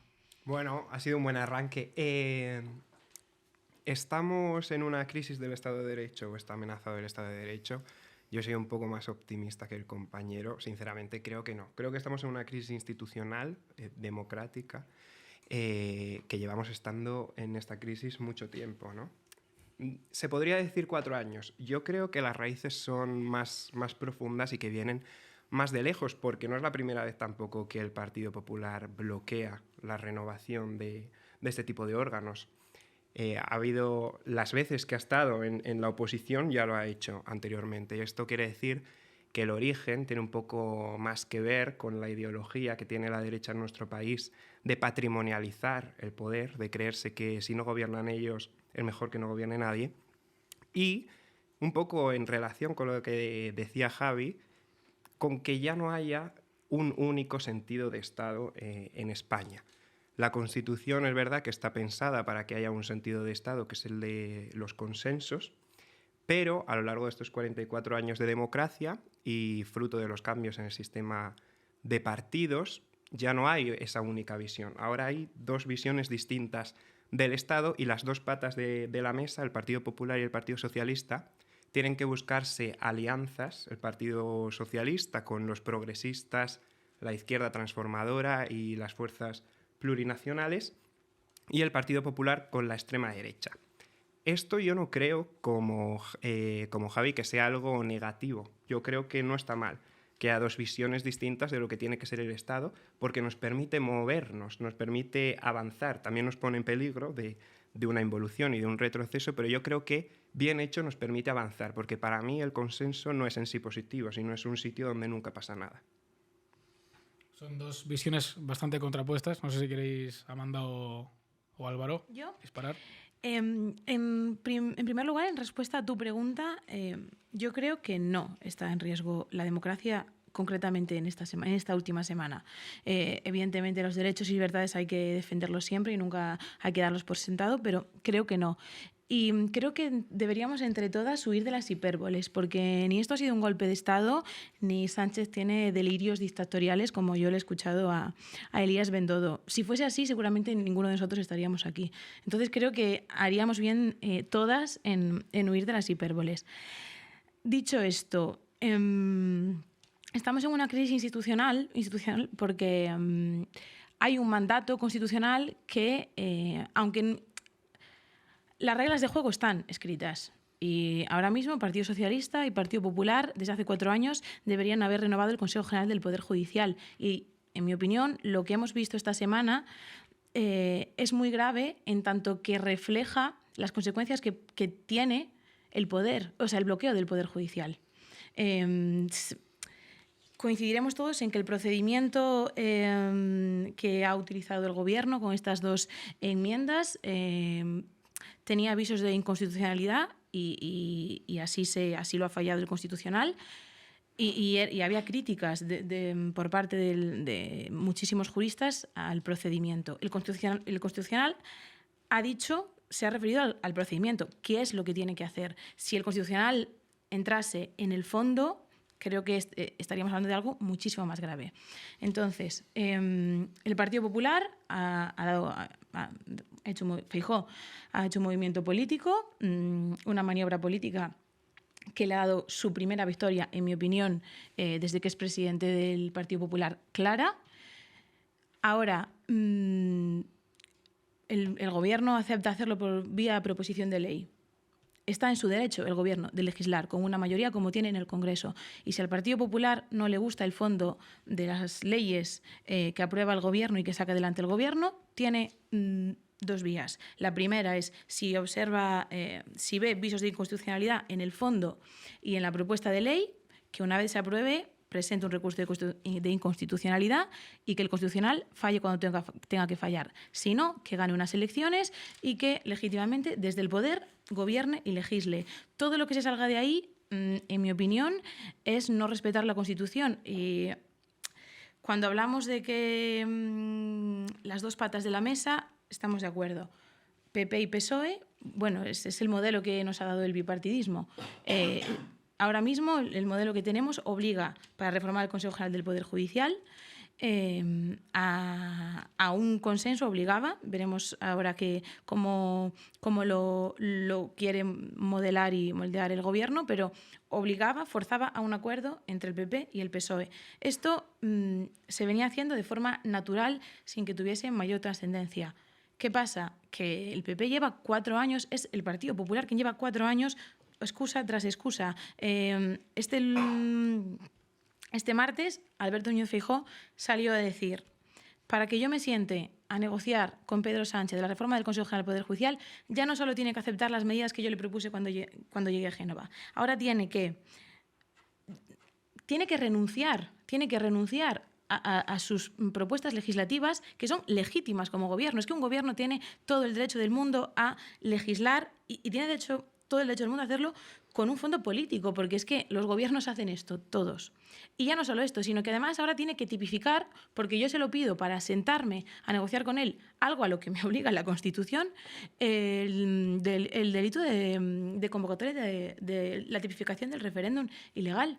O sea, yo creo que estamos asumiendo con una normalidad asombrosa el que el Partido Popular imponga condiciones para cumplir con la Constitución, porque es que no hay por qué condicionar la reforma del Poder Judicial a cualquier otra cosa. Entiendo que como oposición tiene exigencias o tiene críticas políticas o quiere forzar al Gobierno a moverse en determinados ámbitos. Lo entiendo, pero es que negociar la renovación del Consejo General del Poder Judicial le obliga a la Constitución. A ver, varias cosas. Perdón por la tos que he bebido y se me ha ido por el otro lado. Eso es lo primero. Lo segundo, tenemos a Feijóo muy presente porque según venía me he dado cuenta que la calle que corta con esta calle se llama calle Feijóo, así que un saludo para nuestro líder de la oposición. Está todo preparado. Está todo... Madre mía. Así para hacer metáforas, o sea, y frente a la pregunta que has hecho al principio, si esto es una crisis de Estado de Derecho, es una crisis de adultez, de una democracia muy joven, en la cual de repente papá y mamá, que para gustos serán el Partido Socialista y el Partido Popular, han decidido separarse de una manera además muy abrupta y además viniendo de una última década en la que es destacable que se ha producido un ensanchamiento de la democracia para ambos lados, al menos en la capacidad que tenga nuestro sistema de representación de llevar al Congreso los sentimientos y las percepciones de una mayor parte de ciudadanos que antes quedaban fuera del juego político porque no tenían opciones políticas a las que votar, que verdaderamente fueran eco de sus opiniones y consideraciones. Entonces, se ensancha la democracia por una parte y ese ensanchamiento, de repente, hace que el PP y el PSOE digan, ¿y ahora cuál es mi papel? Porque ahora no sé si tengo que ejercer de líder de un bloque, tengo que seguir jugando con el otro para mantener ciertos consensos que supuestamente son política de Estado, etcétera. ¿Cuál es mi papel? Entonces, todo el mundo tiene una crisis de papel, esa crisis de adultez que de repente dices qué quiero hacer con mi vida. Yo que soy estudiante, la estoy viviendo ahora. ¿Qué tengo que hacer con mi vida? Ya nadie me dice lo que hacer. Y en este sentido, el bloqueo del Partido Popular durante estos 4 últimos años, que efectivamente tiene repeticiones y tiene iteraciones en el pasado, es vergonzoso porque está en la raíz del problema, ¿no? Si tú no respetas que las mayorías electas democráticamente puedan ejercer su derecho a cumplir la Constitución y a que esas mayorías democráticas o esa expresión de la voluntad popular se traduzca también en el Tribunal de Garantías, no estás cumpliendo con la Constitución. No obstante, también es verdad decir que nadie tiene la obligación de cumplir con la Constitución porque la Constitución no dice que el primer partido de gobierno y el principal partido de la oposición tengan que sentarse a negociar, sino que lo que requiere es una mayoría de 3/5. Y esto también es importante porque nos hemos acostumbrado a que sean ellos dos los que eligen, pero hay un arco parlamentario en el que se podría llegar a jugar, sobre todo en el caso de que se redujera la mayoría de 3/5 en la Cámara y se llevara una mayoría absoluta, en la cual necesariamente no sería fundamental que esos dos principales partidos llegaran al acuerdo. Algunas cosas. Decía Javi, ¿qué significa consenso? Te pregunto yo qué significa consenso si no es la mayoría parlamentaria. Criticabas la reforma por el fondo de la reforma. La reforma, en mi opinión, es garantista, porque verdaderamente lo que estaba diciendo la reforma de fondo era que pasados 3 meses después del plazo de renovación, sin que se hubiera producido ningún movimiento para renovarlo, cambiaban las mayorías. En el seno del CGPJ, ni siquiera en el seno del Congreso. O sea, tenía sus contrapesos la propia reforma. Pero obviamente el procedimiento de la reforma ha sido completamente chapucero. Y esto lo tenemos que asumir todos. Y además que hay una clara instrumentalización política porque se sigue el procedimiento de urgencia. Se trata de reformar metiéndolo por enmiendas después de que se haya producido ya el debate de totalidad. Entonces el Pleno no puede pronunciarse al respecto. No hay ponencias, no hay tanto tiempo. Estamos a final de año. Todo el mundo se quiere ir a su casa. Todo el mundo quiere llegar al árbol de Navidad y olvidarse de Pedro Sánchez y de Alberto Núñez Feijóo. Obviamente ha habido una instrumentalización política. No obstante, lo que a mí me parecía importante también es que el TC ha decidido resolver un recurso de amparo o las medidas cautelares por incumplimiento del procedimiento, incumpliendo el mismo o siguiendo un procedimiento un tanto indebido, cuando en la mesa se sientan personas que claramente están interesadas y que la propia jurisprudencia del Tribunal Constitucional indica que se deberían haber primero abstenido y en todo caso abstenido de la votación en la que se les recusaba o no. Entonces, verdaderamente... crisis, no lo sé. Y ya para callarme, una idea que es más teórica que otra cosa, pero estamos hablando de un choque de los poderes del Estado. Y si yo me voy al título de la Constitución que desarrolla los poderes del Estado, no me encuentro el Tribunal Constitucional. Porque el Tribunal Constitucional, y obviamente esto es muy teórico, y sabemos que en la práctica tiene un reflejo diferente, porque las personas que se sientan en el Tribunal Constitucional vienen del Poder Judicial, o, como se ha intentado hacer ahora con el exministro de Justicia, vienen del Poder Ejecutivo, pero supuestamente juega un papel más de no poder, de un legislador negativo que lo que tiene que hacer es garantizar que los poderes juegan con las reglas adecuadas. Entonces, el calificar todo esto como un choque de poderes de Estado también refleja que no es una crisis, sino que hay una podredumbre de fondo en todo el sistema desde hace 40 años. Casi por alusiones, Javi. Bueno, la verdad que con la última intervención de Álvaro estoy muy de acuerdo, o sea, con pocas cosas estoy en desacuerdo. Entonces nos vamos ya. Es decir, pero porque ha dado en el clavo y realmente el fondo de eso... Claro, consenso era esto. Y no hemos necesitado 3/5, ¿eh? Pero porque ha dado en el clavo de la cuestión, que es la esencia de lo que dije en la primera intervención, que realmente todo viene de una podredumbre no de hace 4, sino de hace 40 años, ¿vale? De hace 40 años. De todas maneras, me habéis preguntado lo que es el consenso y voy a tratar de decirlo. Pero antes el argumento, porque obviamente este argumento tenía que salir en algún momento, ¿no? Patrimonialización del poder del Partido Popular y el Partido Popular bloqueando la justicia. Me robaba Álvaro el argumento. Primera cuestión, hacen falta 3/5. el Partido Popular no tiene 2/5. Es decir, claro, yo entiendo que como partido del sistema tradicional con el Partido Socialista, la mayoría de 3/5 más fácilmente e incluso idealmente de un punto de vista normativo se alcanza entre el Partido Socialista y el Partido Popular. Pero no impongamos una narrativa que, bueno, es la narrativa que le interesa a la izquierda, que es que el Partido Popular como partido está bloqueando la justicia, porque el Partido Popular no tiene 2/5, no los tiene.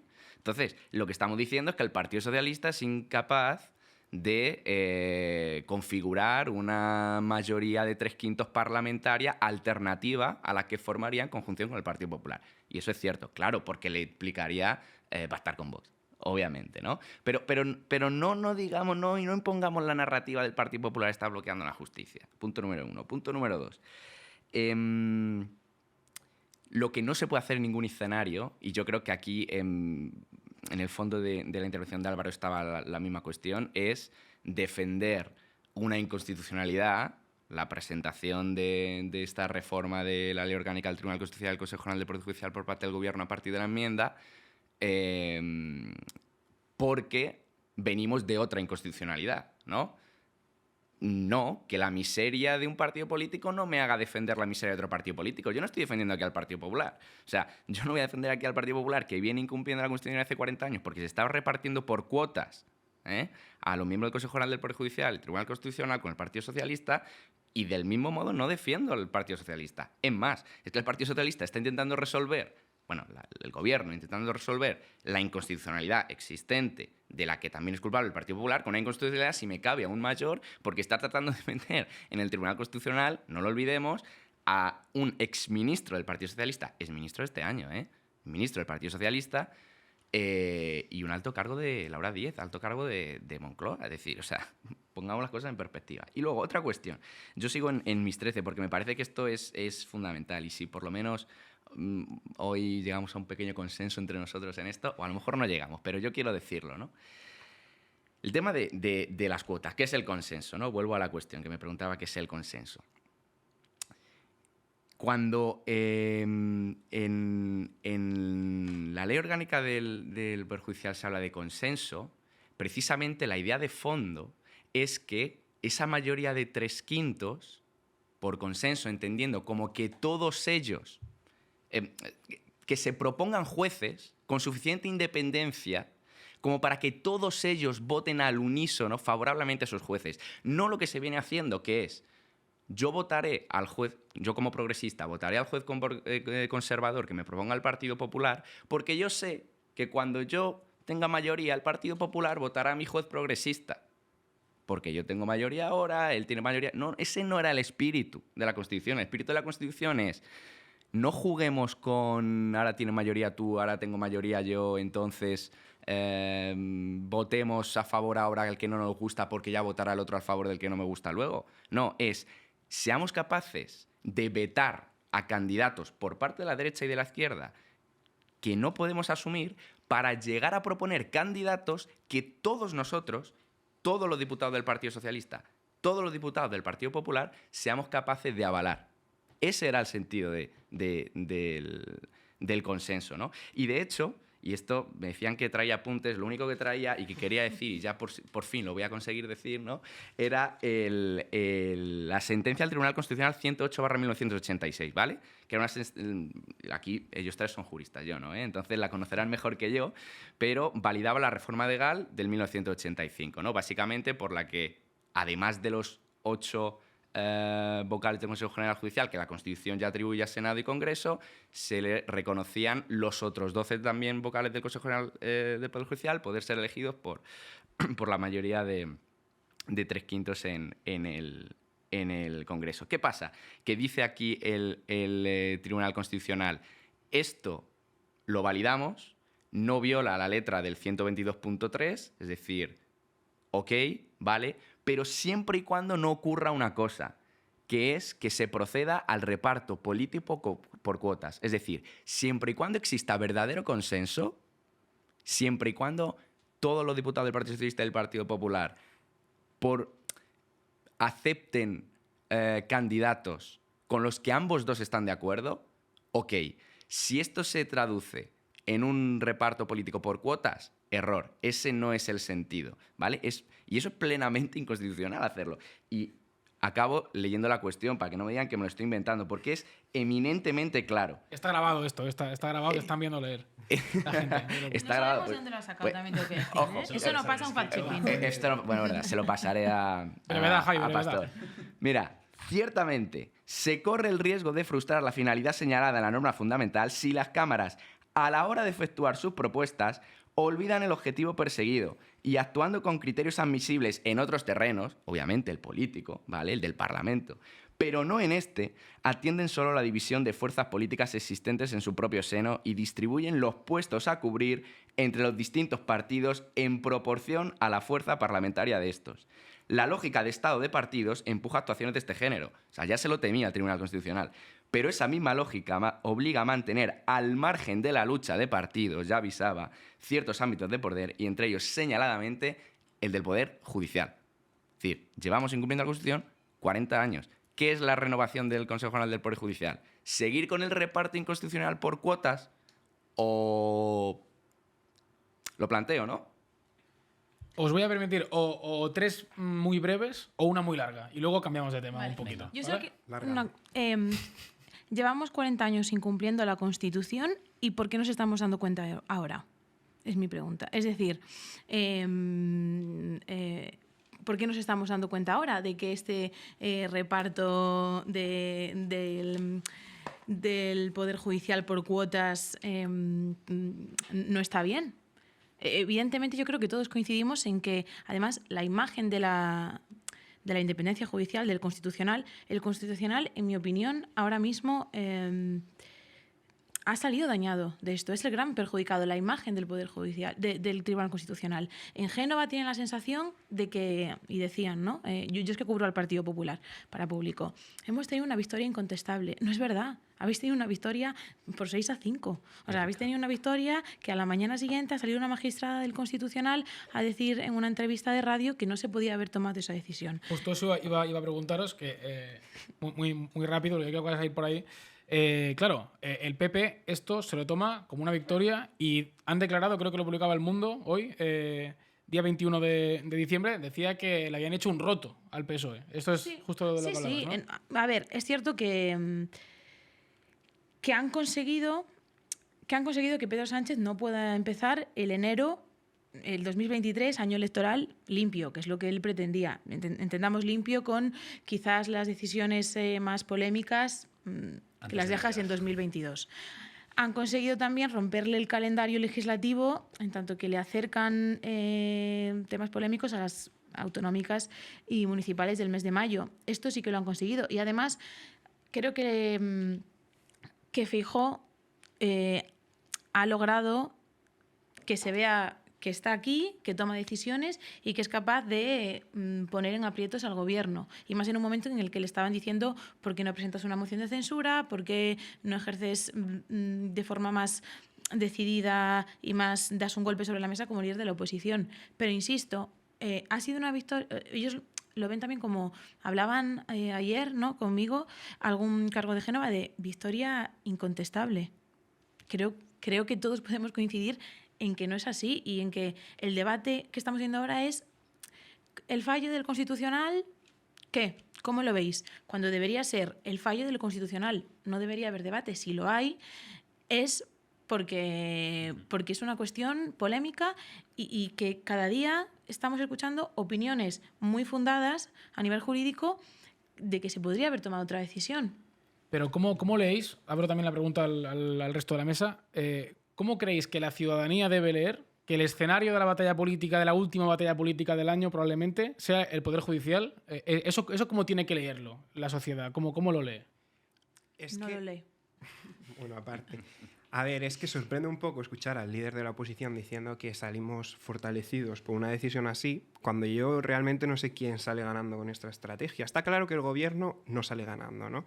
Por la parte de que es imposible defender un poco la chapuza jurídica de las enmiendas y que les han dado un golpe y el PP ha tenido una victoria. Pero es que el Tribunal Constitucional sale súper perjudicado y súper deslegitimado de este debate por haber dado esa decisión y además por todos los matices y las cosas que si no son jurídicamente poco correctas, al menos son feas. El tema de la recusación, y que al final sea un órgano con 1/3 con el mandato cumplido el que está parándole los pies al Poder Legislativo, que al final ha sido elegido por todos. Pero es que este debate, en realidad, la gente yo creo que no lo tiene. No coincido con la ministra de que se vaya hablando de esto en el metro, ¿no? Igual en estos últimos días sí, pero coño, es que ayer... perdón. No te preocupes. Es que ayer veíamos que ha habido más de 4.000 suicidios en España. Es que la realidad está fuera y tenemos que estar hablando de jueces y de estas cosas. Yo creo que no le importa a nadie, que estas son cosas que ojalá no se tuvieran que hablar. ¿Álvaro? Yo, una cosa sobre lo anterior muy rápida, que es una proposición, si alguien me oye en las altas esferas, por favor, que esto espero que alguien nos oiga. Alguien que pueda meter una proposición de ley. Mi proposición de ley es la siguiente: abolición de las asociaciones de jueces. Ahí ya lo dejo, porque es jueces independientes. La independencia judicial pasa por que si tú como juez se supone que no puedes entrar en el brete y en la batalla política, lo que no podemos, y por tanto no puedes formar parte de un partido político, lo que es indecente es que haya 2, 3, 4 asociaciones de jueces que lo que funcionan es como hijas bastardas de sus respectivos partidos. Que sé que tiene detalles y tiene tal, pero... Aquí hay consenso. Pero, o sea, es que es de cajón. Lo estamos consiguiendo. Esta es de cajón. Bueno. Luego, efectivamente, y aquí estoy de acuerdo, el Poder Judicial, la última batalla del año, es la típica de si cualquiera de los aquí presentes entra al metro, nadie va a estar, ¡ay, Dios mío! ¡Qué terrible! Voy a llorar en Nochebuena. Alguno llorará en Nochebuena porque su cuñado quiera sacar el tema a colación, pero no por otra cosa. Pero yo voy a cambiar un poco el tercio. ¿Ha perdido la izquierda? ¿Ha perdido Pedro Sánchez la última batalla del año? Partiendo de una máxima también de consenso, que es que Pedro Sánchez le cae mal incluso a la gente de izquierdas en muchas ocasiones. O no te cae bien, porque es una persona que por su hieratismo, por su... O sea, a menos a mí que me podría o que me debería caer bien, es verdad que es una persona que no me despierta una filiación como te podía llegar a despertar algunos otros líderes carismáticos en el pasado, bien de la derecha o bien de la izquierda. Es una persona que no genera demasiadas emociones, ni siquiera entre sus votantes. Y también juega con ese activo político, que es que bueno, yo no te tengo que caer bien, pero te voy a dar una serie de soluciones que van a empezar a entrar en una lluvia legislativa en los próximos meses, que pasan por el tope al gas que hemos visto a Teresa Rivera negociando en estos últimos días en Bruselas y que se va a obtener, pasa por ayudas directas a las empresas, la introducción de los fondos europeos, o sea, pasa por una batería de el Estado está a tu lado, que es lo que se viene el año que viene y que va a ser donde Pedro Sánchez puede ganar la batalla. Y una razón más por la cual Pedro Sánchez no sale tan herido. Si Gabriel Rufián en la tribuna del Congreso te dice no os vamos a dejar solos y has conseguido de repente armonizar y unificar a todo el bloque de la mayoría que te ha dado el gobierno, unificarlo como no llevaba unificado en mucho tiempo y además conseguir que de una manera o de otra le demos portazo al debate sobre los delitos de sedición y de malversación, que era donde iba a haber incluso división dentro de la izquierda, y de repente todos nos hemos olvidado porque el enemigo ahora es, o el adversario está en la derecha política, la derecha mediática, la derecha judicial. Pedro Sánchez no sale tan mal parado. Pedro Sánchez puede comerse las 12 uvas diciendo, mira, Jesucito, que me quede como estoy. O sea que perder, pues bueno, ¿le ha salido un poco mal? Sí, porque efectivamente le va a llover otra vez esto de vuelta dentro de unas semanas, pero la gente tiene una memoria muy corta, todos la tenemos, y por tanto no pierde tanto. Perdemos todos. Y es más, perdemos todos en el sentido jurídico de que se sientan precedentes en un sentido y en el otro que sí que pueden ser problemáticos. Bien, y aquí era el problema de que no se aceptara la recusa de amparo, que no se aceptaran las cautelares, que es que, bueno, vale, no las aceptas. Y entonces estás sentando el precedente para que dentro de un tiempo, cuando las mayorías sean otras y alguien de repente, por alguna razón, quisiera hacer una ley un poco fastidiada, no pudieras acudir a las herramientas que te da el derecho para defenderte de un procedimiento indebido en el Congreso. Pero también al revés, es decir, también si esto al final sale adelante, también se sientan precedentes que son problemáticos para el funcionamiento del Estado a la larga y después de este periodo de crisis de adolescente. Entonces, bueno, pero Pedro Sánchez yo creo que no pierde tanto. Amanda. Solo un apunte. ¿Y gana algo Feijóo con todo este ruido político? Un expresidente de la Xunta de Galicia durante 14 años que venía a enmendar un poco la estrategia política de Pablo Casado del enfrentamiento, va a terminar el año. Todas las crónicas periodísticas que se hagan del 2022 a nivel político centradas en el Partido Popular, todos vamos a tener que escribir que Feijóo va a terminar el año en casi todo en el mismo sitio en el que lo empezó Pablo Casado, y con una crisis y con los puentes totalmente volados entre el Partido Socialista y el PP. Cuando él venía, su liderazgo político era una enmienda al de Pablo Casado. Entonces, yo creo que no solo esto no le va a perjudicar tanto políticamente a Pedro Sánchez, sino que no le va a beneficiar tanto a Alberto Núñez Feijóo. Creo que sí que ha conseguido quizás a su derecha un poco absorber o tapar a Vox en cuanto a la moción de censura, pero en sí mismo es ruido político que él quería evitar. Os voy a pedir, si queréis, una última intervención a cada uno, breve, porque luego tenemos otra cosa, así que breve para terminar. A lo mejor queréis responderme quién es el antagonista de todo esto, es como empezaba yo la editorial. El protagonista es el Tribunal Constitucional y el antagonista, ¿quién es? ¿Quién empieza? Orden inverso, ¿no? Tú propones orden inverso. Creo que tú estás más lanzado. Venga, dale, Javi, dale.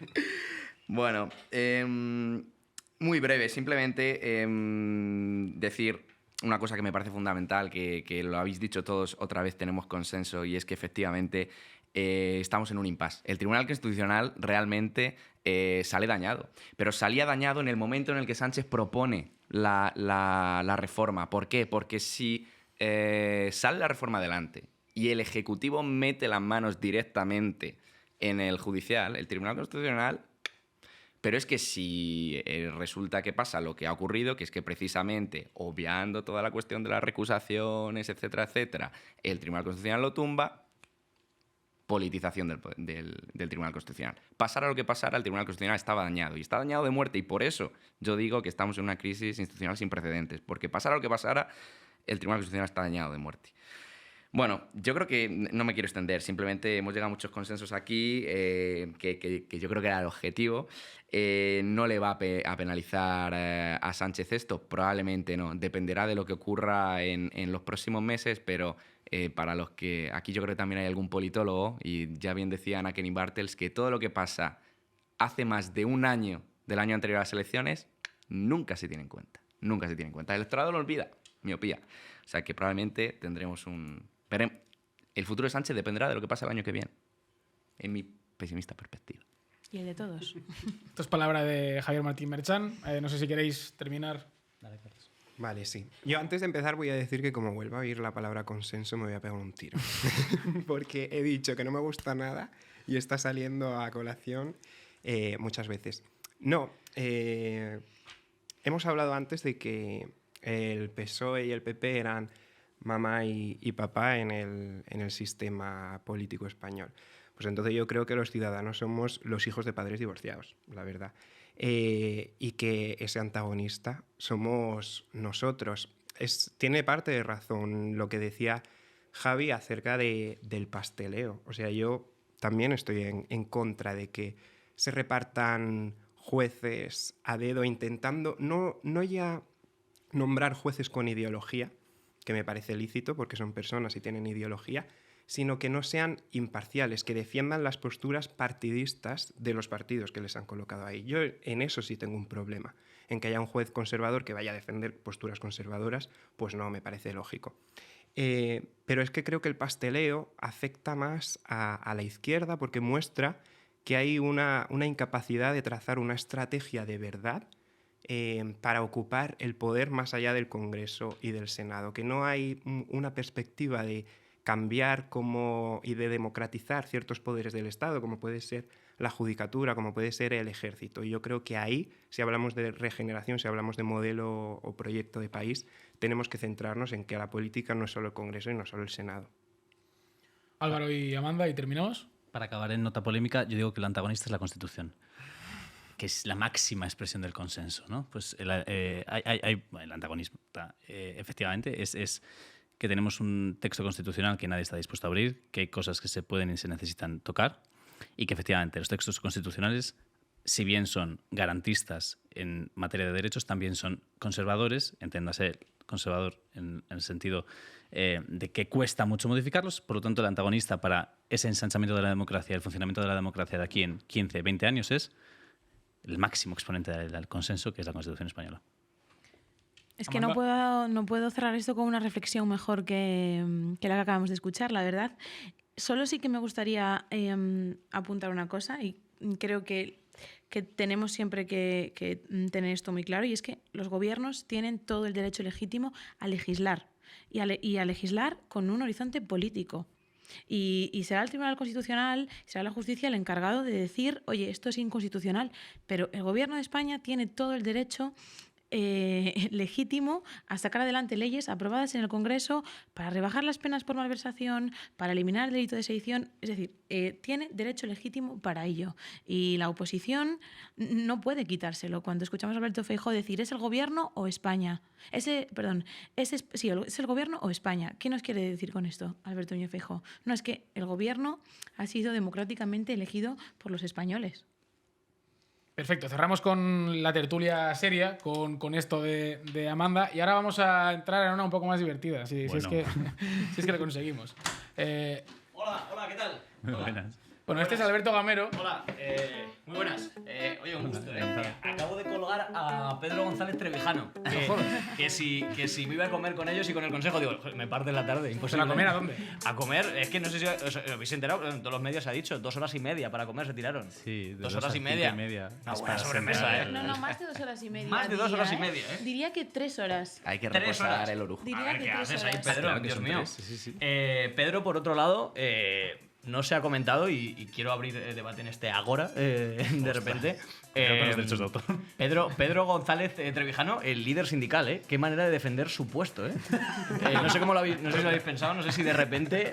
Yo lo querría también con nosotros aquí. Yo lo querría. O sea, de repente tú imagínate Unai Sordo y compañía, temblad. O sea, de repente, ¡pam! Samu, el líder de la CNT. Haciendo sus pinitos. Tú imagínate, en la lucha sindical.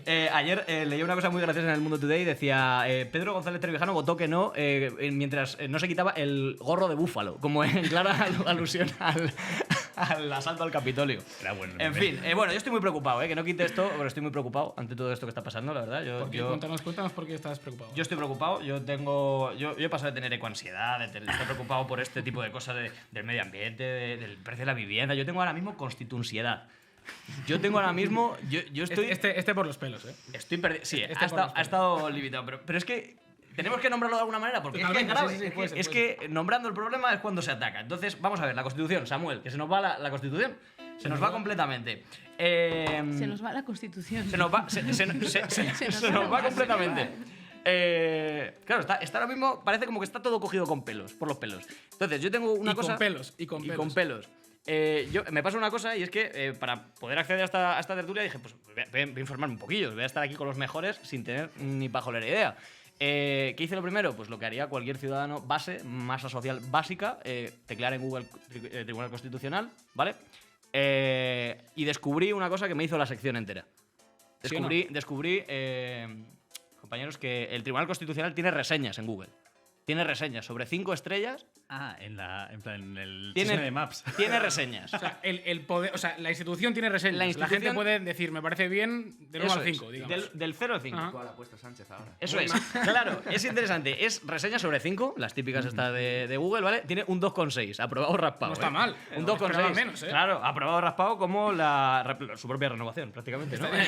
Literalmente sí. Claro, entonces, paso un momento a leer algunas, porque es que hay algunas que se han...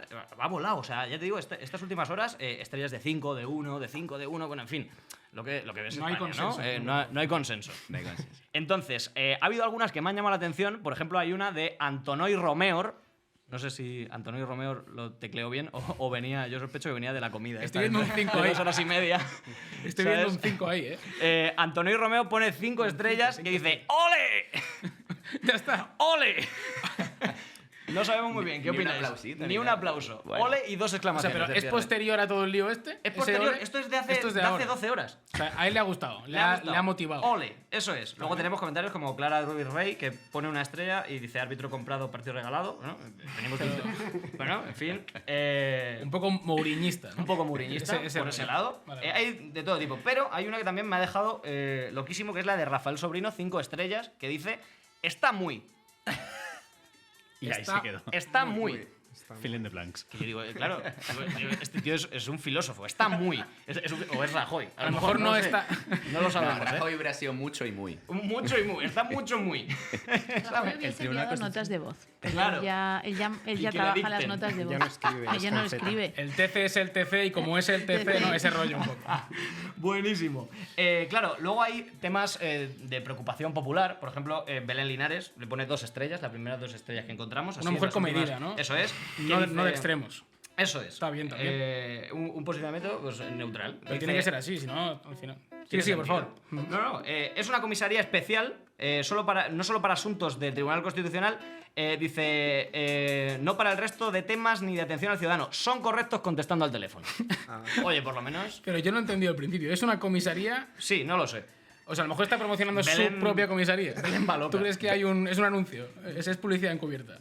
Es comisaria, Belén es yo creo que comisaria. es comisaria. Es comisaria de la Constitución. Increíble. Y aquí es donde quiero hacer un inciso porque he estado viendo comentarios de todo tipo, no vamos a comentarlos. Voy a despedir a Amanda, que tiene que irse al Senado, sí, porque claro. como Nos vemos a esto las es 4. así. Por supuesto. Encantada, Pues un chicos, gusto. ha sido un placer. Espero que Muchas vuelvas. Gracias. Bueno, cuando me invites. Siempre, entonces. Gracias, chicos. Amanda se ha ido asustada. Ya de esta- Amanda es Belén, a lo mejor, ¿no? Es la de- Ahora le pongo yo una reseña al Senado. Bueno, pues cojo por de favor. organización, cojo el Claro, claro. puesto A personal, ver. espero dignificar tu ausencia. Los papeles que se han oído son efectos de sonido que hemos puesto, no es que... Dale, dale. Venga, pues vamos allá. ¿Qué tal, Merchan? Muy buenas. Nada, ya iba a comentaros una idea que me ha venido a la cabeza, me ha venido rondando a la cabeza, y es que a partir del tercer año de reseñas hacia atrás, ¿vale? Hay un punto común, ¿vale? Con respecto a las reseñas, ¿vale? Hace unos días Iñaki Gabilondo estuvo en La Resistencia y comentó, como que entonó un himno de España con letra, no sé si lo habéis escuchado. El de la comida. El de la comida, Sí, ¿no? Como sí, que sí, el único sí. punto de unión que nos unía a todos era la gastronomía, ¿no? Entonces dije, wow, digo, ¿a que Gabilondo va a tener otra razón? Otra vez razón. Gabilondo. Siendo yo fan de Gabilondo, el himno... Bueno, Tenías pues... un punto, ¿eh? Yo veo a Marta Sánchez. ¿Cómo era? No de la comida. A lo mejor estoy cavando en mi tumba como periodista diciendo esto, pero bueno, ya lo he dicho, no pasa nada. Pero... Cantado bien, ¿eh? Tiene buena voz el tío. Eso sí, no. ¿Qué tiene voz buena tiene? voz, totalmente. Bueno, pues la cosa es, mirando reseñas de 3 años atrás, en el Tribunal Constitucional, recordemos, tienen reseñas, el Tribunal Constitucional, encontramos a Manuela Nieto, que pone 5 estrellas, y dice, me dieron de comer, de cenar, me dieron de desayunar, y en realidad aquí sigo porque mi madre Pero esta señora no que- tiene tanta paciencia. Pero esta señora que estaba en el Tribunal Esto lo Constitucional, que no es un juzgado. Manuela Nieto. O sea, está algo así como en un café, ella, ¿no? Está hilando. Pues de comer. espérate que te voy a lanzar una música de café, ¿te parece? o no? Dale, sí, dale, por editor, supuesto. música de café, Ah, mira. cuando puedas. A ver. Esto es increíble. Fíjate, ¿eh? Una bossa nova, ¿eh? Increíble. Manuela Nieto. Ahora. Ahora. Esto es música de café. Vale. Manuela Nieto confundió el Tribunal Constitucional con un buffet de Benidorm. Con un buffet libre. A lo mejor sea la ubicación, incluso. Pregunta Ubicación. si había playa al lado. Estaba parada. Claro, Manuela Nieto no necesitaba que se renovara el Constitucional, necesitaba un poleo menta. O que se renovara el menú. A lo mejor no está conforme con el menú. Claro, eso es. Todos los días lentejas, ¿no? Seguimos leyendo, tenemos a Ignasi Sebe, que ya directamente va a tumba abierta, que dice cubatas de garrafón. Pero es un bar de verdad. Es que no lo sé, yo ya sospecho. O sea, le pone una estrella. Tenemos que ir un día. Tenemos que intentar ir. Tenemos que ir, porque es que, no sé. Dice, el servicio puede ser y debe ser mucho mejor. Aquí entramos en filosofía absoluta, entre el deber y el poder. Aquí hay gente mucho más preparada que yo para atender a esto. Oye, sospechas de que sea un bar, eso explicaría muchas cosas, ¿eh? Claro. Bueno, igual es como el Congreso. Vienen calientes. Claro. Aunque también es verdad que en España, en los bares se encuentra más consenso a veces que en otros sitios. es Eso iría cierto. en contra de tu teoría. El pacto de la barra. Entonces, oye, eso es buena, ¿eh? Está para- Yo solo puedo decir una cosa sobre el Constitucional Sí, claro. muy rápida. Hay otro consenso sobre el Constitucional, que es el edificio más feo de todos los edificios Hay institucionales fotos que también, en y hay España. reseñas de arquitectos Es que con qué las fotos. feo es horrible. O sea, tiene ganas. Recuerdo una ayer leyendo que era encuentro 155 razones para tirarlo abajo, decía. Un comentario. No sabemos muy bien de qué manera. Bueno, claro, esto evidentemente ha convertido el Constitucional en una experiencia gastronómica, prácticamente. El Constitucioso de David Muñoz, posiblemente, podría ser. Esa me gusta. Claro, para paladares exquisitos esto tiene que ser complicado. Por ejemplo, Adrián Montero López dice: se come mejor en casa de Bertín Osborne cuando cocina él que en lugar de raciones cutres en cantidad y rácanas en calidad. Adrián Montero, a.k.a. Arévalo. Puede ser que... Bueno, en fin. Camarero, ponme otra, tiene un agujero esta, ¿no? Adrián es de esos, ¿no? Sí, que se evapora el cubano. Que se evapora. ¿no? Yo se la he podido decir. Pero esta es mi cuenta o de la comunión de al lado, ¿no? De esas cosas. En fin. También es para paladares, no sé si aquí entiendo que sois gente estudiosa, sois grandes catadores de café, seguro. ¿Vale? Alberto Mojena también es un gran catador porque dice: no me dejaron entrar para probar su café, ni su desayuno, estaban muy liados últimamente con mucho trabajo. Dice. Venía desde muy lejos, Venía de muy lejos a probar el café y no le dejaron entrar. Eso es. No sé, Juan Valdés tiene que estar en el Constitucional, no lo sabemos. Estaban en fin. muy liados, pero hace 10 años que nos resuelven sobre un montón de Eso es. Entonces, es lo que abro el debate de nuevo y es...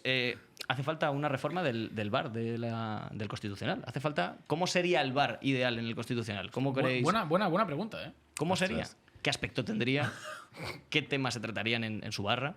Es que hay veces que el envoltorio hemos quedado que es feo, pero hay veces que un mal envoltorio esconde un buen fondo. A lo mejor era un bar bonito incluso, ¿no? Claro, no sé. Yo no... A ver, no me imagino... Yo me imagino... no muy de diseño, pero tampoco con patas de jamones colgados, ¿no? O sea... Ojalá. Bueno, debería, fotos no sé. de toreros. Casa Pepe traído de repente. Depende de si hay mayoría progresista o conservadora. Claro. Un botón y que cambia así, que vaya girando. Claro, justo. Yo la verdad es que... Jamón o veganismo, esto depende de... Bueno, hay términos medios, ¿no? De primeras. ¿Café Universal puede estar alguna vez en el ¿Puede bar hacerse? del Constitucional? De repente lo podemos plantear. Debería No lo hacerse. sabemos. ¿Podemos poner una reseña de repente? Desde la cuenta de Café Universal. Podemos poner O sea, un poco de beef entre los dos cafés. Un poco de beef, así Yo son las cosas. Creo que podría ser. Y el Tribunal Constitucional. No lo sé, yo no sé si la renovación se hará, no se hará. He estado atendiendo bastante. Lo que sí hace falta es que venga Chicote en algún momento y ponga un poquito de solución. Sí, venga, a sacar los cajones llenos de Sin comida duda. de hace 10 años. Ahí tirada. Sin duda. Y yo, bueno, así como cierre un poco, Samu, no sé cómo lo ves, pero me ha hecho gracia una frase que me inventé y es... ¿Y la vas a soltar aquí? Y la voy a soltar.